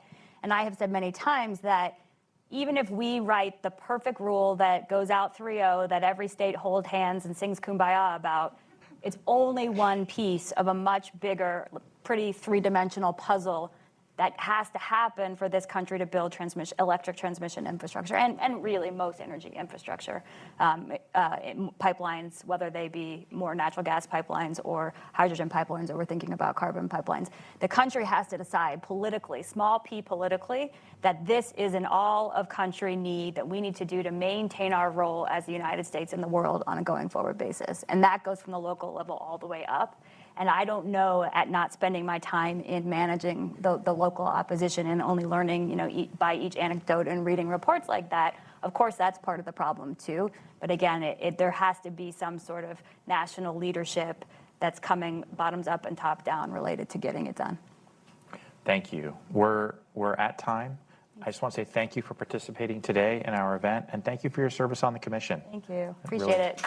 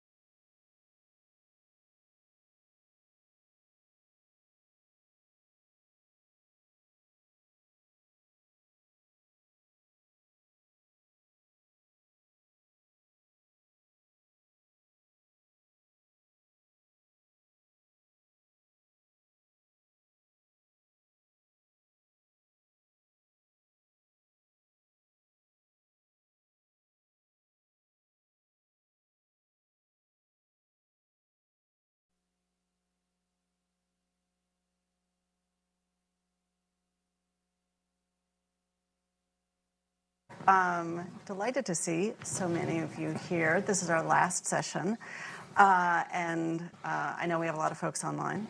I am joined today by Susie Kerr, Chief Economist of the Environmental Defense Fund, Maria Pope, President and CEO of the Portland General Electric, and Mark Toney, Executive Director of the Utility Reform Network, Return. And the way I'm thinking of this panel is we've heard a lot so far about issues that are really high level. We have heard about what could be the benefits of a carbon tax with certain carve-outs. We have heard about what could be the benefits of more centralized planning in grid governance and where infrastructure is built, but then at the same time about issues about equity concerns about where different kinds of infrastructure are built, and how I put into that same category local ordinances, of certain localities saying don't build here. And so, what I'm hoping that we get out of our discussion today is how those issues, which again we've talked a lot about at this higher level, really matter on the ground. So for people who are dealing with either actually getting electricity to the customer or people who are dealing directly with these equity concerns, like when the rubber hits the road, how does this all actually play out? So Susie, I want to start with you. So tell me about the challenges as you see them on getting green energy transmission built. And in particular, we've talked a little bit about siting issues. What are the challenges as you see them with how things get sited? So to achieve the US NDC goal, stay consistent with the 1.5 degrees Celsius trajectory and reach net zero emissions by mid-century, in the US we have to achieve 80% reductions in power sector emissions relative to 2005 by 2030. And the pace of renewable capacity deployment has to triple from current levels. And at the same time, the power system is beginning to really struggle with the impacts of climate change itself, like fire. I see two key underlying barriers to progress: incentives and resistance. And resistance comes from the communities who are directly affected and from those who face concerns about the costs that are going to be faced by ratepayers. And some also comes from just misinformation and politics. But EDF is an optimistic organization, and we're always looking for pragmatic ways forward. So I want to highlight three promising ways forward that are very much consonant with the earlier panel, but hopefully complement some of what they were saying as well. So plans, improved processes, and use of sophisticated power system planning and management systems. So first, plans. In terms of deployment of renewables, as we all know, transmission is a key barrier, and making decisions on pieces of a network and to address specific problems is absolutely impossible without an overall regional plan that can consider all costs and benefits simultaneously. But many regions in the US don't really have these yet, which is somewhat extraordinary. So EDF is really optimistic about FERC's transmission planning and cost allocation rule, which has the real potential to improve those regional planning processes. But the choice of plans is largely driven still by the incentives of the most powerful players and those who have the best information. And those incentives are often misaligned relative to society. So to partially address this problem, and I emphasize partially, we've been working with several groups of modelers, Princeton, who run the model GenX, Carnegie Mellon, who run Temoa, and EDF, we run Switch, and doing a model intercomparison project. And the idea is to take these models, which are all open source models, and turn them into tools that will be available to a wide range of stakeholders so that they can understand the options that are available to them and potentially challenge some of the plans that are put in front of them.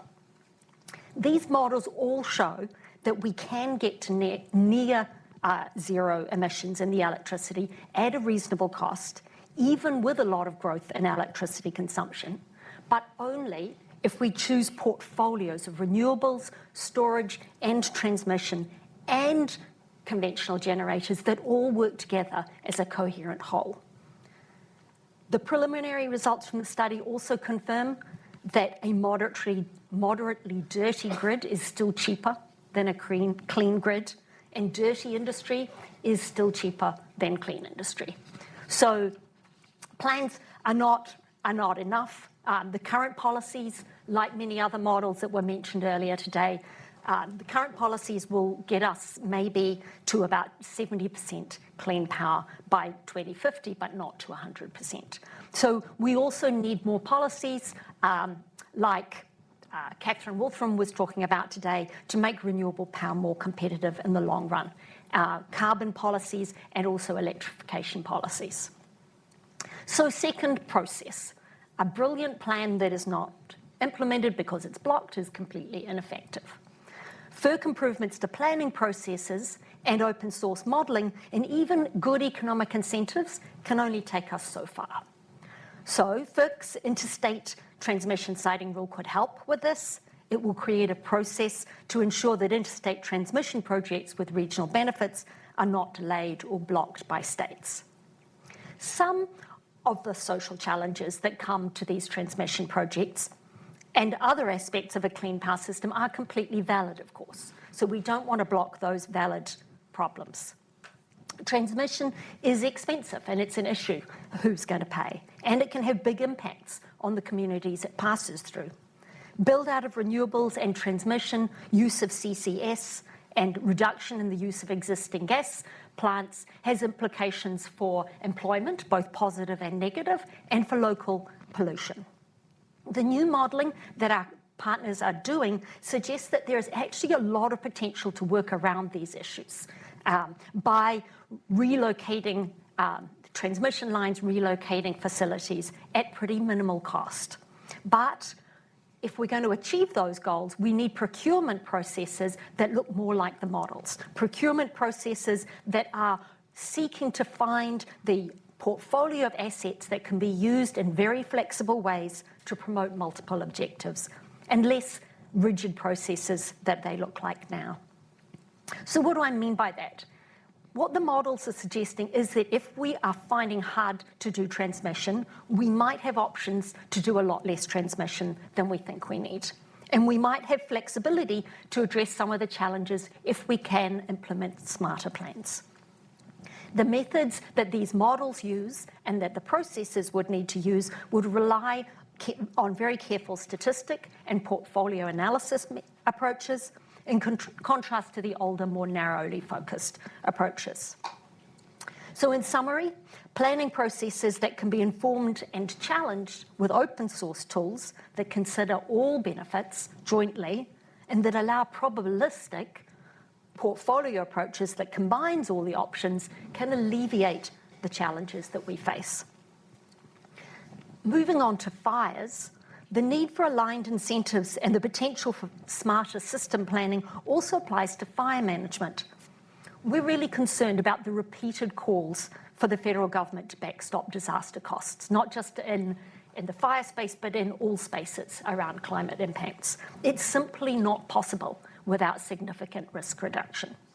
So a few thoughts. We really need to stop subsidizing those who live in the high risk areas. And we can use resources beyond those available from ratepayers to help the disadvantaged communities who will be impacted. And smart approaches to grid management, as well as the technological solutions that were discussed earlier, could reduce fire risk at much lower cost than options like undergrounding wires. But currently, utility incentives, because of liability rules and rate of return regulation, bias utilities towards some of these much more costly options. So in summary, plan well, create processes that better align incentives, and apply the smartest approaches that are available. Thank you. So thanks, Susie. And I'll come back to you in a bit to ask you more about those trade-offs of how you make decisions based on the valid concerns that people have, and then but somehow don't put aside the concerns that aren't valid, and that's a harder task than it might sound. But Maria, I want to come to you. So I want to know from your vantage point where you see the pain points in the permitting process.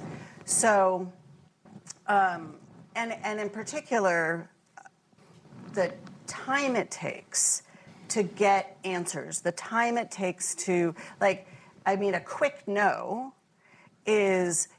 could even be conceivably less painful than a very slow yes. So tell me, where do you see the most acute pain points in the process of actually getting things built? Sure. So first, it's an honor to be here. Thank you. Let me address a little bit of who we are and how we think of our business before we start. We're an operator. We're a vertically integrated utility. We have 16, 17 generation facilities. Just brought online a big wind farm in Montana, and we're currently building the second largest installations of battery storage outside of the state of California. We represent about half of the state of Oregon's population and 3/4 of the industrial and commercial activity. Needless to say, we're a very green and environmentally, sustainably focused state, and we represent those constituents. Also, our largest customers most of them are semiconductor businesses. Many of them are also data centers. Semiconductors represent 65% of our industrial usage, and $36 billion of Intel's $100 billion of investment will be in our service territory. That 20% of semiconductors, of data centers is our fastest growing energy usage. And all of those customers have very, very significant clean energy goals. 5-6 years ago, we aligned our clean energy goals with the IPCC's 5th report and then the 6th report. So 80% reductions by 2030, net zero by 2040. We've signed the climate pledge. Our customers, let's take Intel as an example, has even more aggressive clean energy goals. So for us, we lean into how do we figure out the science to make this all take place in the lowest cost environment. Transmission is sort of the key because we have an RFP out right now and it is robust. We have over 50 different projects, and of the different permutations, there's even 3 to 4 times that amount of bids into our RFP. When it comes to transmission, the siting is very local. The issues are tough. It's easy to say no. Decision makers across the state don't want to touch it. And so it's also a very complex engineering set of problems. And frequently, we get hung up in very costly examples, one of which is the Boardman to Hemingway line, which is 20 years in the process. It actually covers very little eastern Oregon and Idaho farmland, but it covers a bombing range, it covers some federal land, and the NEPA processes are actually even more cumbersome and how they interact with state policy and then also with judicial systems, make it very, very hard. Most of the cost of siting transmission is in that political customer stakeholder process. It is not in the steel and the cable and the engineering. There are tremendous opportunities, to your point, on technologies coming to run our transmission system better. Certainly software programs and the interoperability among markets across the entire West. We interconnect into the California Independent System Operator, although we run our own balancing authority and have the responsibility for reliability in the region. But we're all interconnected, and if you look at dynamic line ratings, you look at ambient line ratings, you look at even carbon core and some of the new technologies, some of the technologies even to be deployed that we've had for a decade can make a real difference to existing rights of way and others. So this is tough. I think it is going to be area by area. There's a west-wide transmission process going on called WestTech through the Western Power Pool that shows real promise. And there's a lot of, I think, momentum, but it is the very local issues that are the hardest to solve.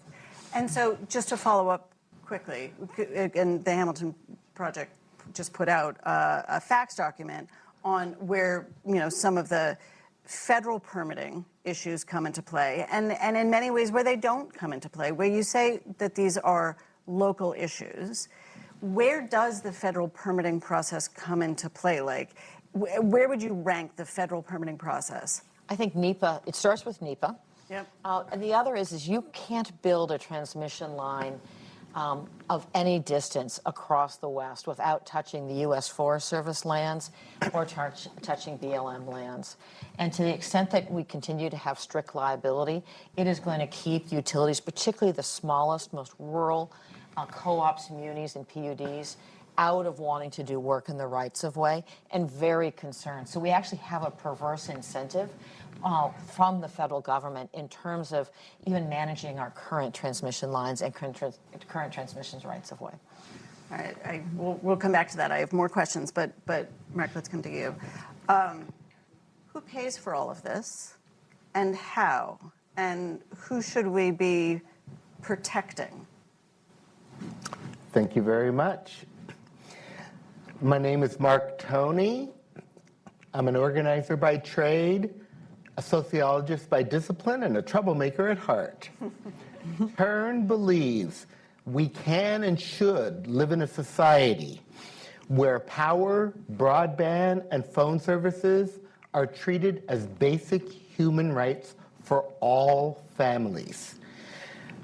Turn, which has about a staff of 25, 26. We intervene in about 100 Public Utility Commission proceedings a year. We're very involved in legislation in Sacramento and weigh in on dozens of bills, and we have about half a dozen of our own bills that we're sponsoring. And we are committed to the cleanest energy at the lowest prices. We think you can do both. You can both protect planet and protect pocketbook at the same time.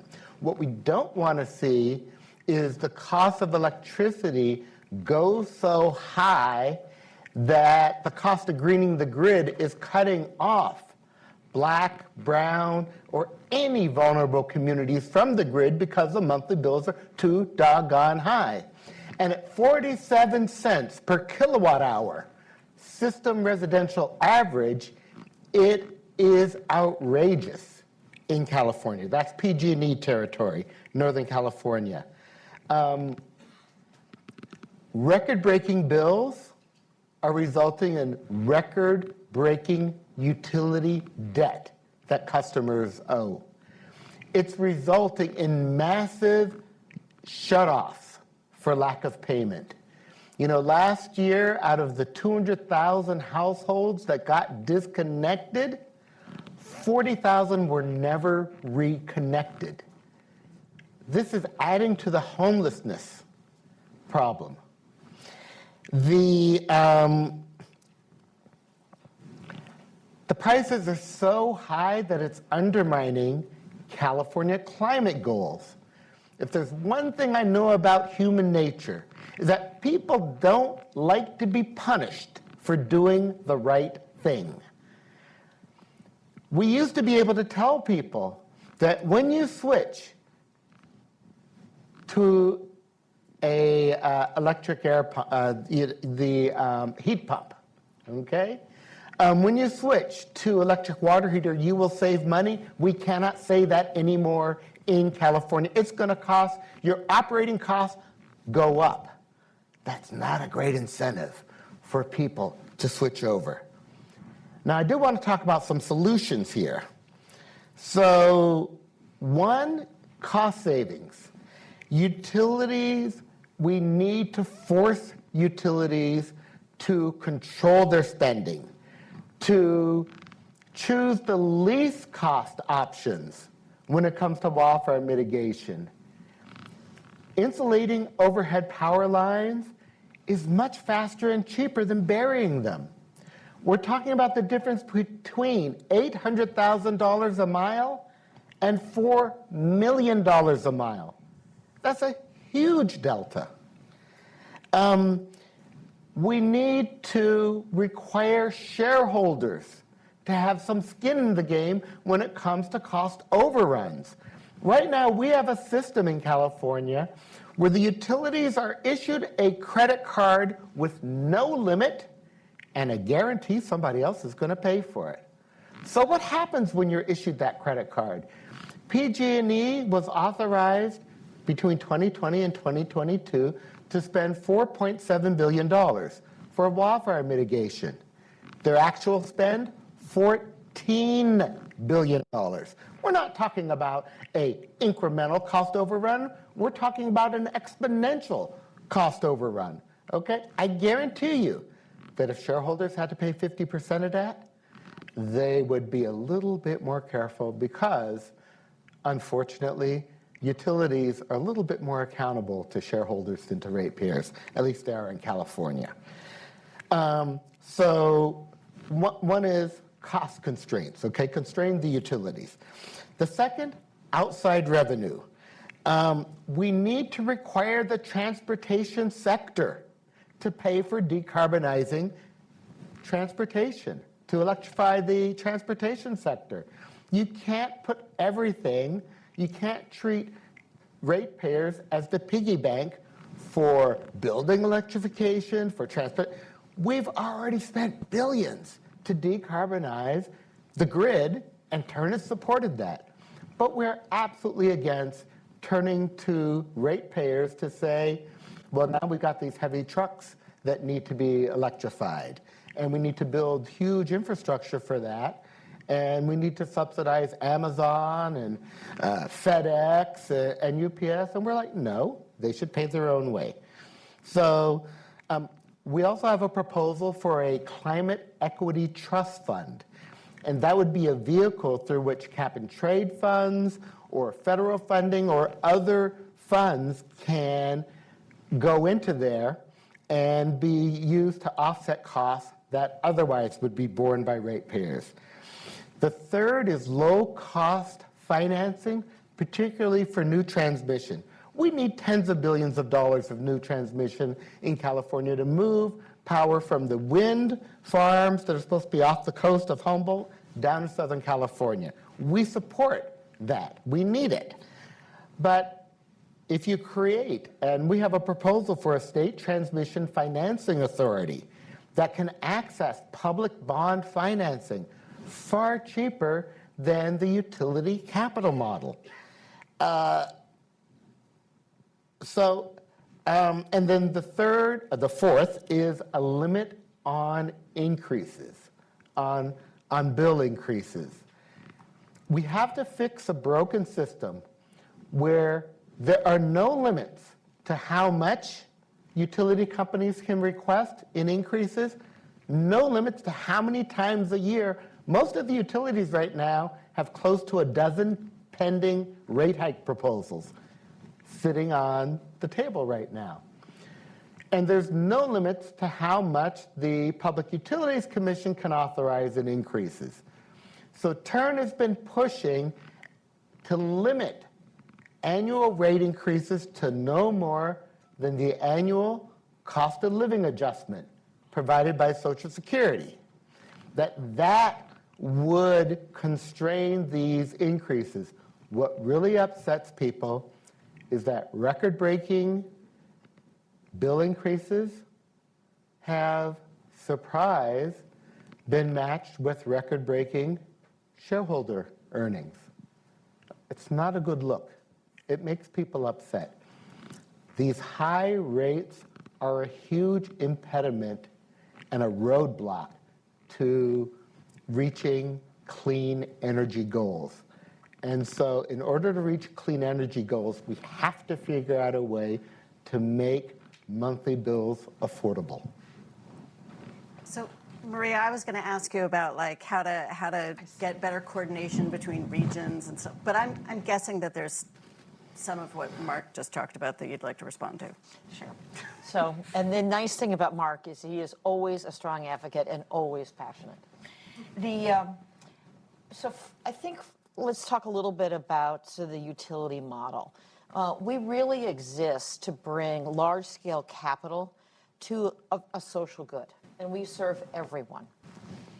There also is sort of a pace at which utility investment moves for which there is what I would think of as a close to inflationary implication to customer prices. And when you move outside of that paradigm, you break the paradigm. And if you think about what the risk of wildfire has done, because I think that many of the California utilities would probably really argue vehemently with the outside shareholder returns, and we've had some bankruptcies there that have been really stunning to the nation. And quite frankly, we're at a risk as an industry if we continue to not have financial viability to be investment grade rating. That will have very significant implications on how we deploy capital for a clean energy transformation, but also just in general the reliability of the entire industry. So as we look at wildfire, let's go there. Absolutely prudent practices, common practices, but practices that are tailored towards different specific regions and different environments. Michael, and Eric bring that up in their report. They also call for a backstop fund at the federal level. It's based on an example that takes place in California. There's also an example in Utah. There's legislation that's being discussed in Alaska. There's legislation being discussed in Hawaii and in many other states as well. If you take that backstop, there's other examples, whether it's Neal or Price Anderson, or you have also FEMA and other examples, but you also pair that with insurance. So you take the utility practices, backstop state and federal funds, and industry-provided insurance. Those three things can provide an ability for an industry, like many other industries, the nuclear industry, some of the defense production industries, as well as others, a way to get back to an economic model that works for investment. As we look at the clean energy transformation and energy pricing, there is no question that California has been a leader in that area. And they have had many policies that have been very successful, and they've had many policies that have been challenging. I think the rest of us, as neighbors and as other states in the country, have had an opportunity to watch and to learn from what's working well in California, and to also adopt and not follow some of the practices that have not worked so well. As we look at going forward, we're clearly in an unprecedented time of growth. And I would really put forward that growth and the opportunity for greater energy delivery through the electrical grid gives us an opportunity for more revenue to invest in a safer, more reliable grid, more resilient to wildfire, all those practices that I talked about that do reduce wildfire risk significantly, to invest in smarter technologies, a truly smart grid. I completely agree with you on all the technology that we're talking about is pretty remarkable, and the pace of change is unprecedented, particularly for an industry that's very hardware-oriented, and leaning more towards clean energies. And there are a wide variety of existing clean energies, and that we're deploying them at scale, and also those that will come as we get closer to the end of the decade. But clearly, this is a period of time of enormous change, and the demand growth that we see is really going to be, I think, the accelerator towards a clean energy future. Because as I said in my prior remarks, our customers have even more aggressive clean energy goals than we do, and we are leading the country in some of our goals. So this is I see it as an all and above set of a strategy that we can solve many of the same different problems with the same investment, and make sure that we are serving everyone in an equitable and just fashion, and not overburdening residential, particularly income-qualified customers, or those who have been traditionally left behind, and bring everyone along. So, Susie, I want to ask you about how regulators thread this needle that you talked about, or that you alluded to, in putting weight on opposition that has value. So EDF has done work on expanding the grid, and the work that utility regulators have to do to make that happen. Everyone who brings, everyone who's opposing some sort of expansion of the grid or some sort of investment thinks that their points have value. Yes. how do we change the system? How does EDF say we should change the system so that regulators put weight on the right things and don't put weight on the wrong things? That's such an easy question. I know. So I'm going to speak from very much an NGO point of view, not the regulator point of view, because I'm not a regulator. But it's really easy to say no to stuff. It's most attractive to comment when you're going to be seriously impacted, and that's usually negative. So the people who come to the table are the negative ones, and they're the ones who want to block. And that's what some of us are really good at. And so it's what we want to do is enable people to come to the table with a more positive view. So where can we say yes? We recognize as environmental groups and as society as a whole, we know that we need to make these transitions. We need to be able to come to it and say, we don't like this plan, but here's an alternative. And that will achieve the same goals, but it will avoid putting more pollution into that area. It will reprice it so that the residential customers aren't assuming it. But at the moment, that's an incredibly difficult thing to do. I'm amazed that with 25 people, you can get to that many regulatory hearings. And this is an incredibly complex area. So we need to have tools and backup support for the groups who are engaging with these battles on the ground. We don't do those battles. We do the FERC sort of engagement. But you need armies of people who are smart and committed, but who are also really well equipped to deal with those things. And the tools we're talking about developing, we're not going to roll out so that, some junior analyst is going to run this thing.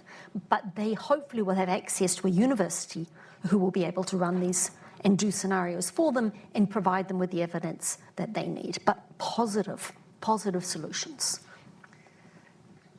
So Mark, I want to come back to this question of who pays and ask it from the point of view of something that we grappled with when the Michaels were writing their proposal on how utilities should take voluntary action to mitigate wildfire risk. And here again was actions that we were asking, here was utilities, but yet another player in this space, to make an investment, to take an action that was most certainly going to cost money. I mean, it has cost money for utilities to mitigate wildfire risk. And one of the things that we grappled with was who should pay. And one obvious suggestion, though not necessarily the right one, is, well, it should be the people who live in communities that are prone to wildfire risk. But that is a pretty narrow base on which to place all of these costs. So this has all been lead up to this question of when we ask utilities to take what is surely necessary steps to mitigate wildfire risk, and we know that those steps are going to cost money. Do you have, how do we equitably, do you have a sense, an opinion, on how do we equitably distribute those costs? It's a very fair question. I'm going to start off by talking about the town of Paradise. Okay, this is the Camp Fire where 87 people lost their lives, okay? And I was trying to figure out, because from hundreds of miles away, you could see the smoke, you could taste the smoke. And it was a taste I never had before. I'm like, what is this? This is the toxic fumes from the couches and stuff, and what is it? So here's what it turned out. The town of Paradise, about 20,000, is the largest city in California that doesn't have a municipal sewer system, okay?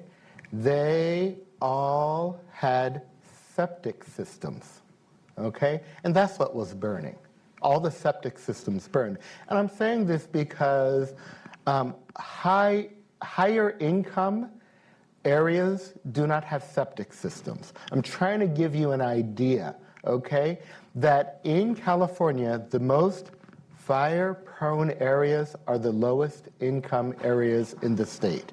So I'm trying to say that to say why I don't believe that's a solution. And also because the fires impact everybody and not just the people there when the smoke knows no boundaries, quite frankly. So I'll tell you what I think is the worst way and the best way.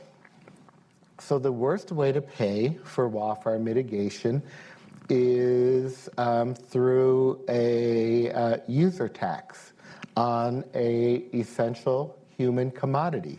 That's what electricity is. And what it means is that the lower your household income, the higher percent of your income you pay for that necessity. It's just simple math, okay? I can talk about the California income tax system because I know it better than other states. We have a very progressive income tax system. The higher your income, the higher tax bracket, the higher percent of your income you pay into it. Well, I got to tell you, and in fact, if you are low income and qualify for the earned income tax credit, you may pay negative income tax, in fact, okay? When's the last time you heard somebody getting a negative utility bill, no matter how low income, okay? So that is why I strongly believe that, because legislators will say, oh, but it's just one pocket's the ratepayer pocket and the other pocket is the taxpayer pocket. It's all the same person. It's actually not the same person.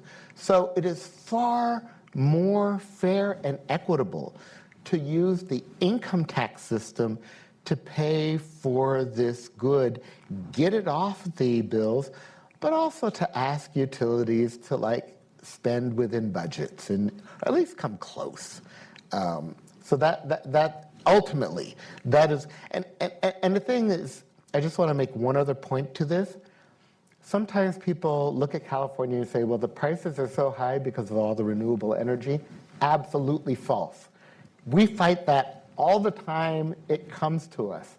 It is the wildfire costs. It is the crazy way that net energy metering was designed, where there's just enormous overpayments. Solar, large-scale solar in California is under 3 cents per kilowatt hour. 3 cents. It's cheaper than coal, okay? It's way cheaper than natural gas, okay?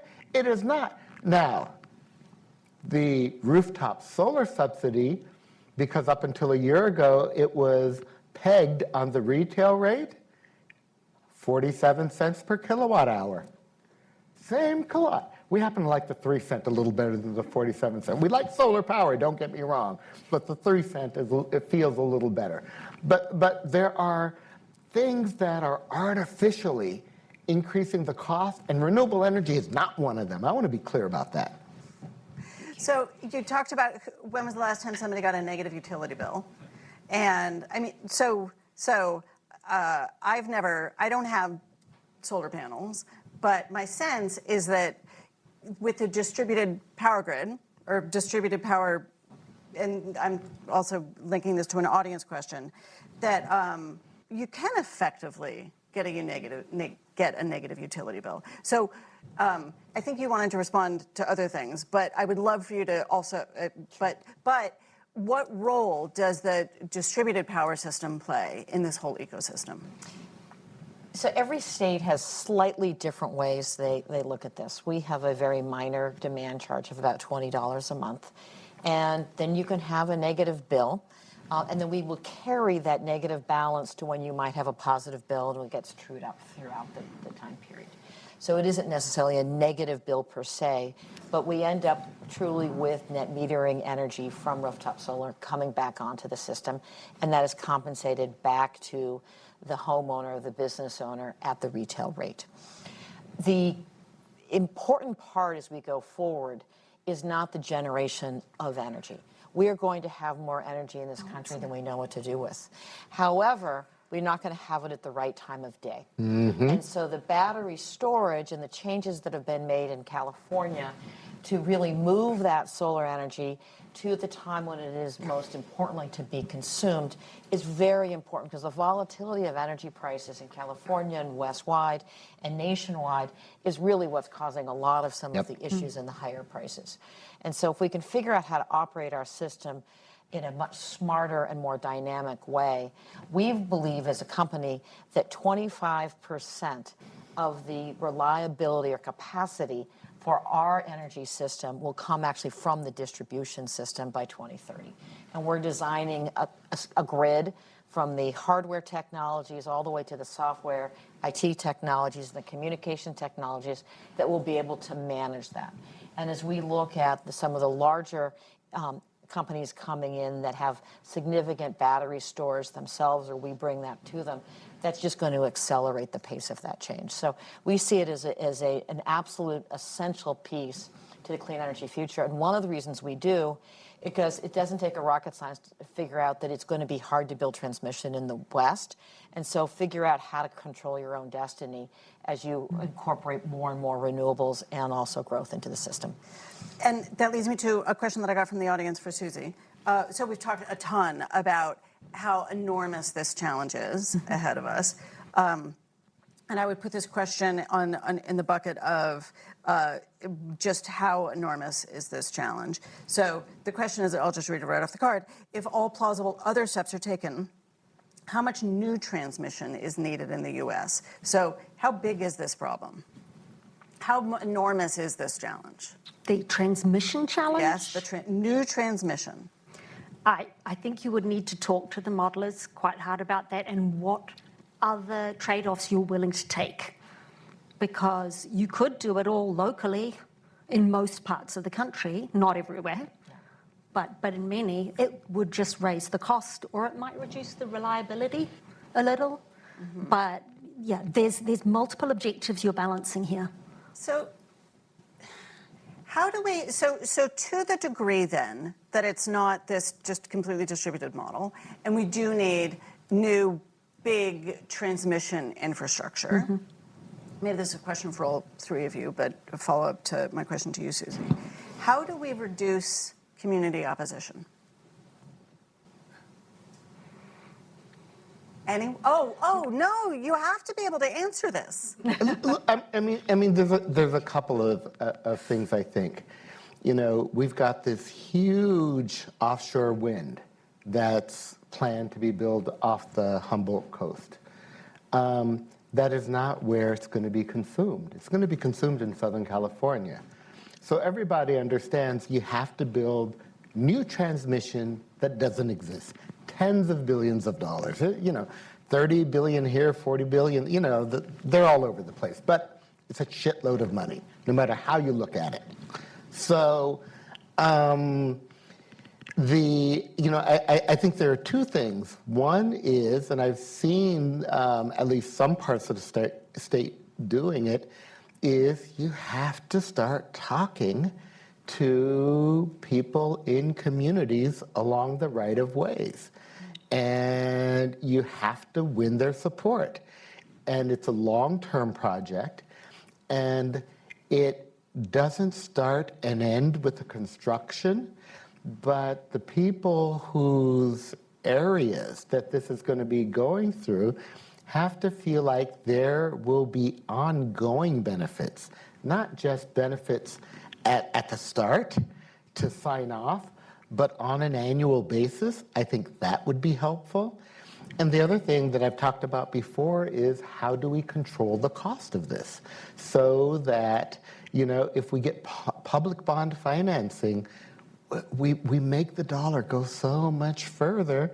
And ideally, if you can then get that paid back through dedicated tax revenue rather than ratepayer revenue, that would even be better. I do think there's a difference between whether a transmission line is going through private property or tribal property where compensation is going to be a major factor, or whether it is going through federal or state property. Fair enough. I would not want to be the person trying to site a transmission line through the coast of California in Humboldt County. That's tough. And so I think we've got to be very realistic as to the costs of some of these things. And even for an area that has none of the beauty and the scenic quality and the redwoods of that area, the cost of siting can be more than half of the project. I mean, so the local ordinances are a very big deal. One of you, maybe it was you, Maria, mentioned the judicial part of this process. The lawsuits that are brought can be a very big deal.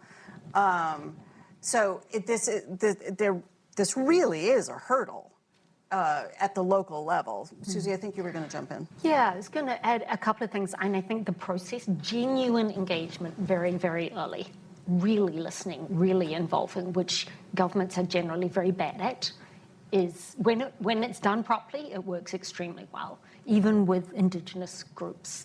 But it's slow, so you need to start super early.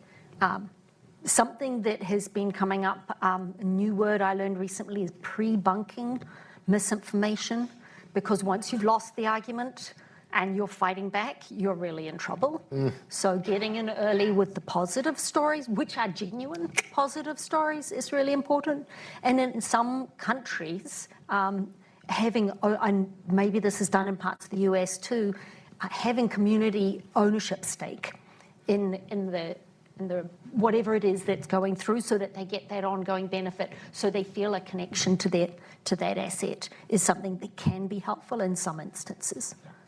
So, Susie, a question for you with your economist hat on, which isn't to say it hasn't been on this whole time. I only have one hat. Yes. Yeah. So this is from the. I'll read it from the audience, and then I'll give my own spin on it. How do panelists think about the performance-based rate making as a mechanism for facilitating cost-effective investments aligned with the public interest?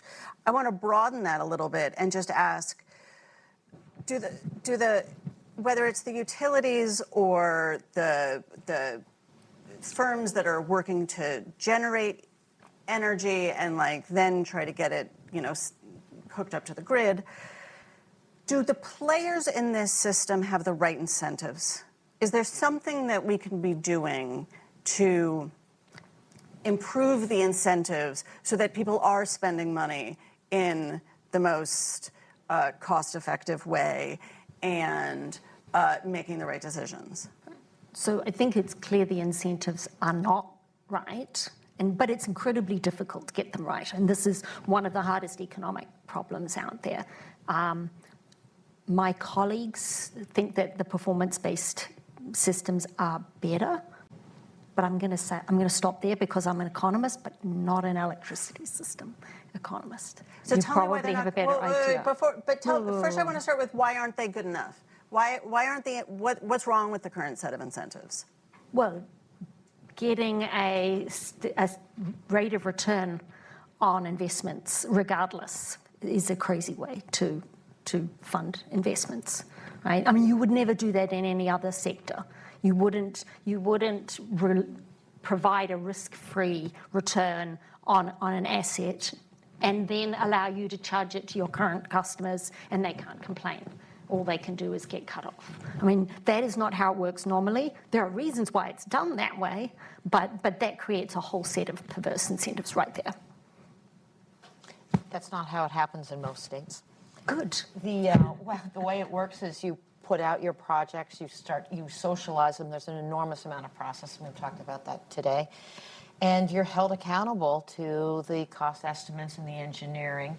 And if you are over, then and it wasn't terribly well managed, that's going to be a deduction. The problem with incentive rate making is not the incentive rate making part, is that it generally is only a deduction part. And so that's where people have an issue with it. You generally start and then you chip away rather than it truly being an incentive rate.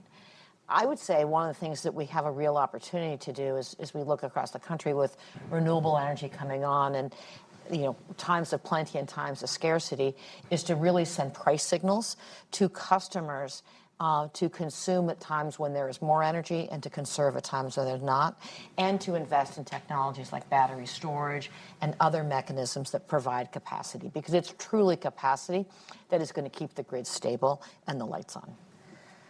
So I want to ask to all three of you what might be a provocative question. We'll see how you take it, which is, so I think we've established that we have this enormous task ahead of us. I think we have established that we're not going fast enough and that there are hurdles in place.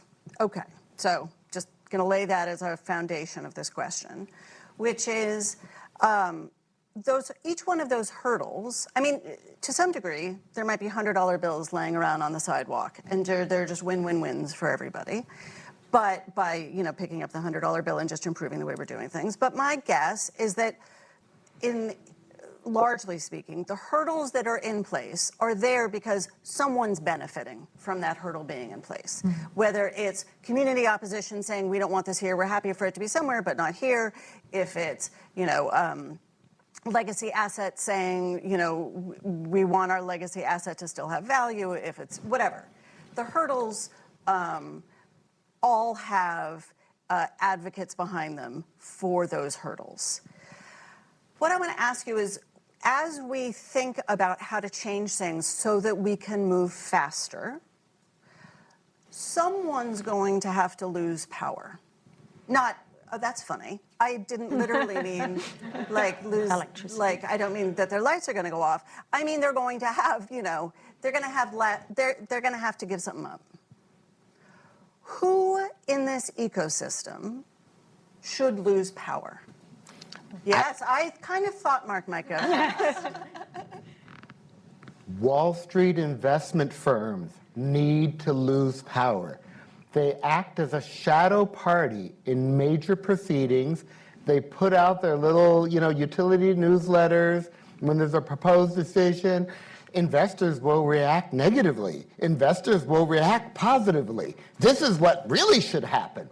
Okay, so they project the outcome they want, but they don't sign up as parties. They're not subject to cross-examination. Mm-hmm. And, requiring them to play by the same rule book that everybody else will level the playing field.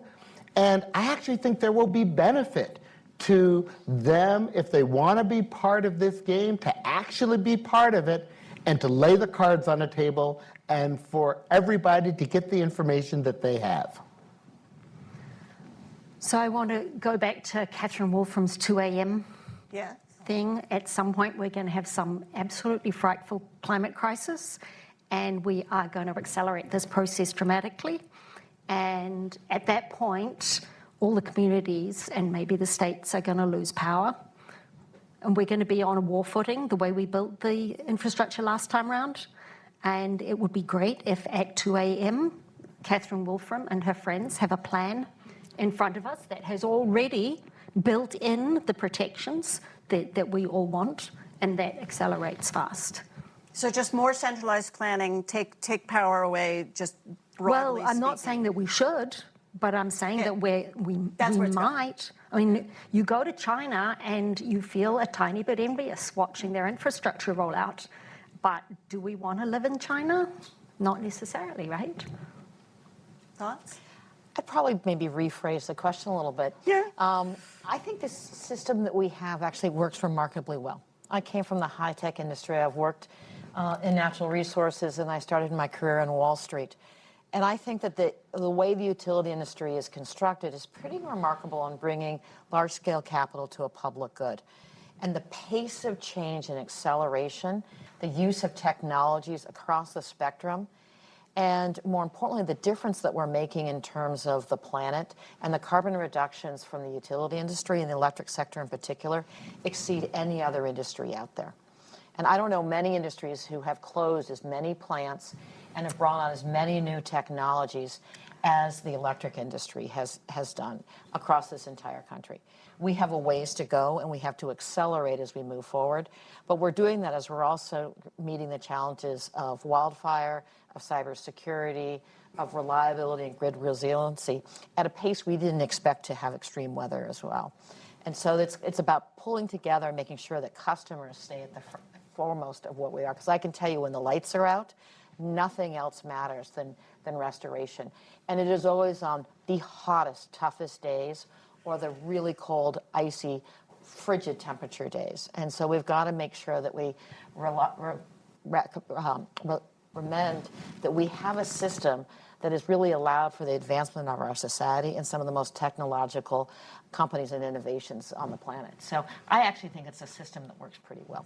On that note of optimism, it is my job to adjourn us. Thank you so much to our panelists. Thank you, all of you, for being here in person and everybody online. And read the papers. Thank you. Thank you. Thank you.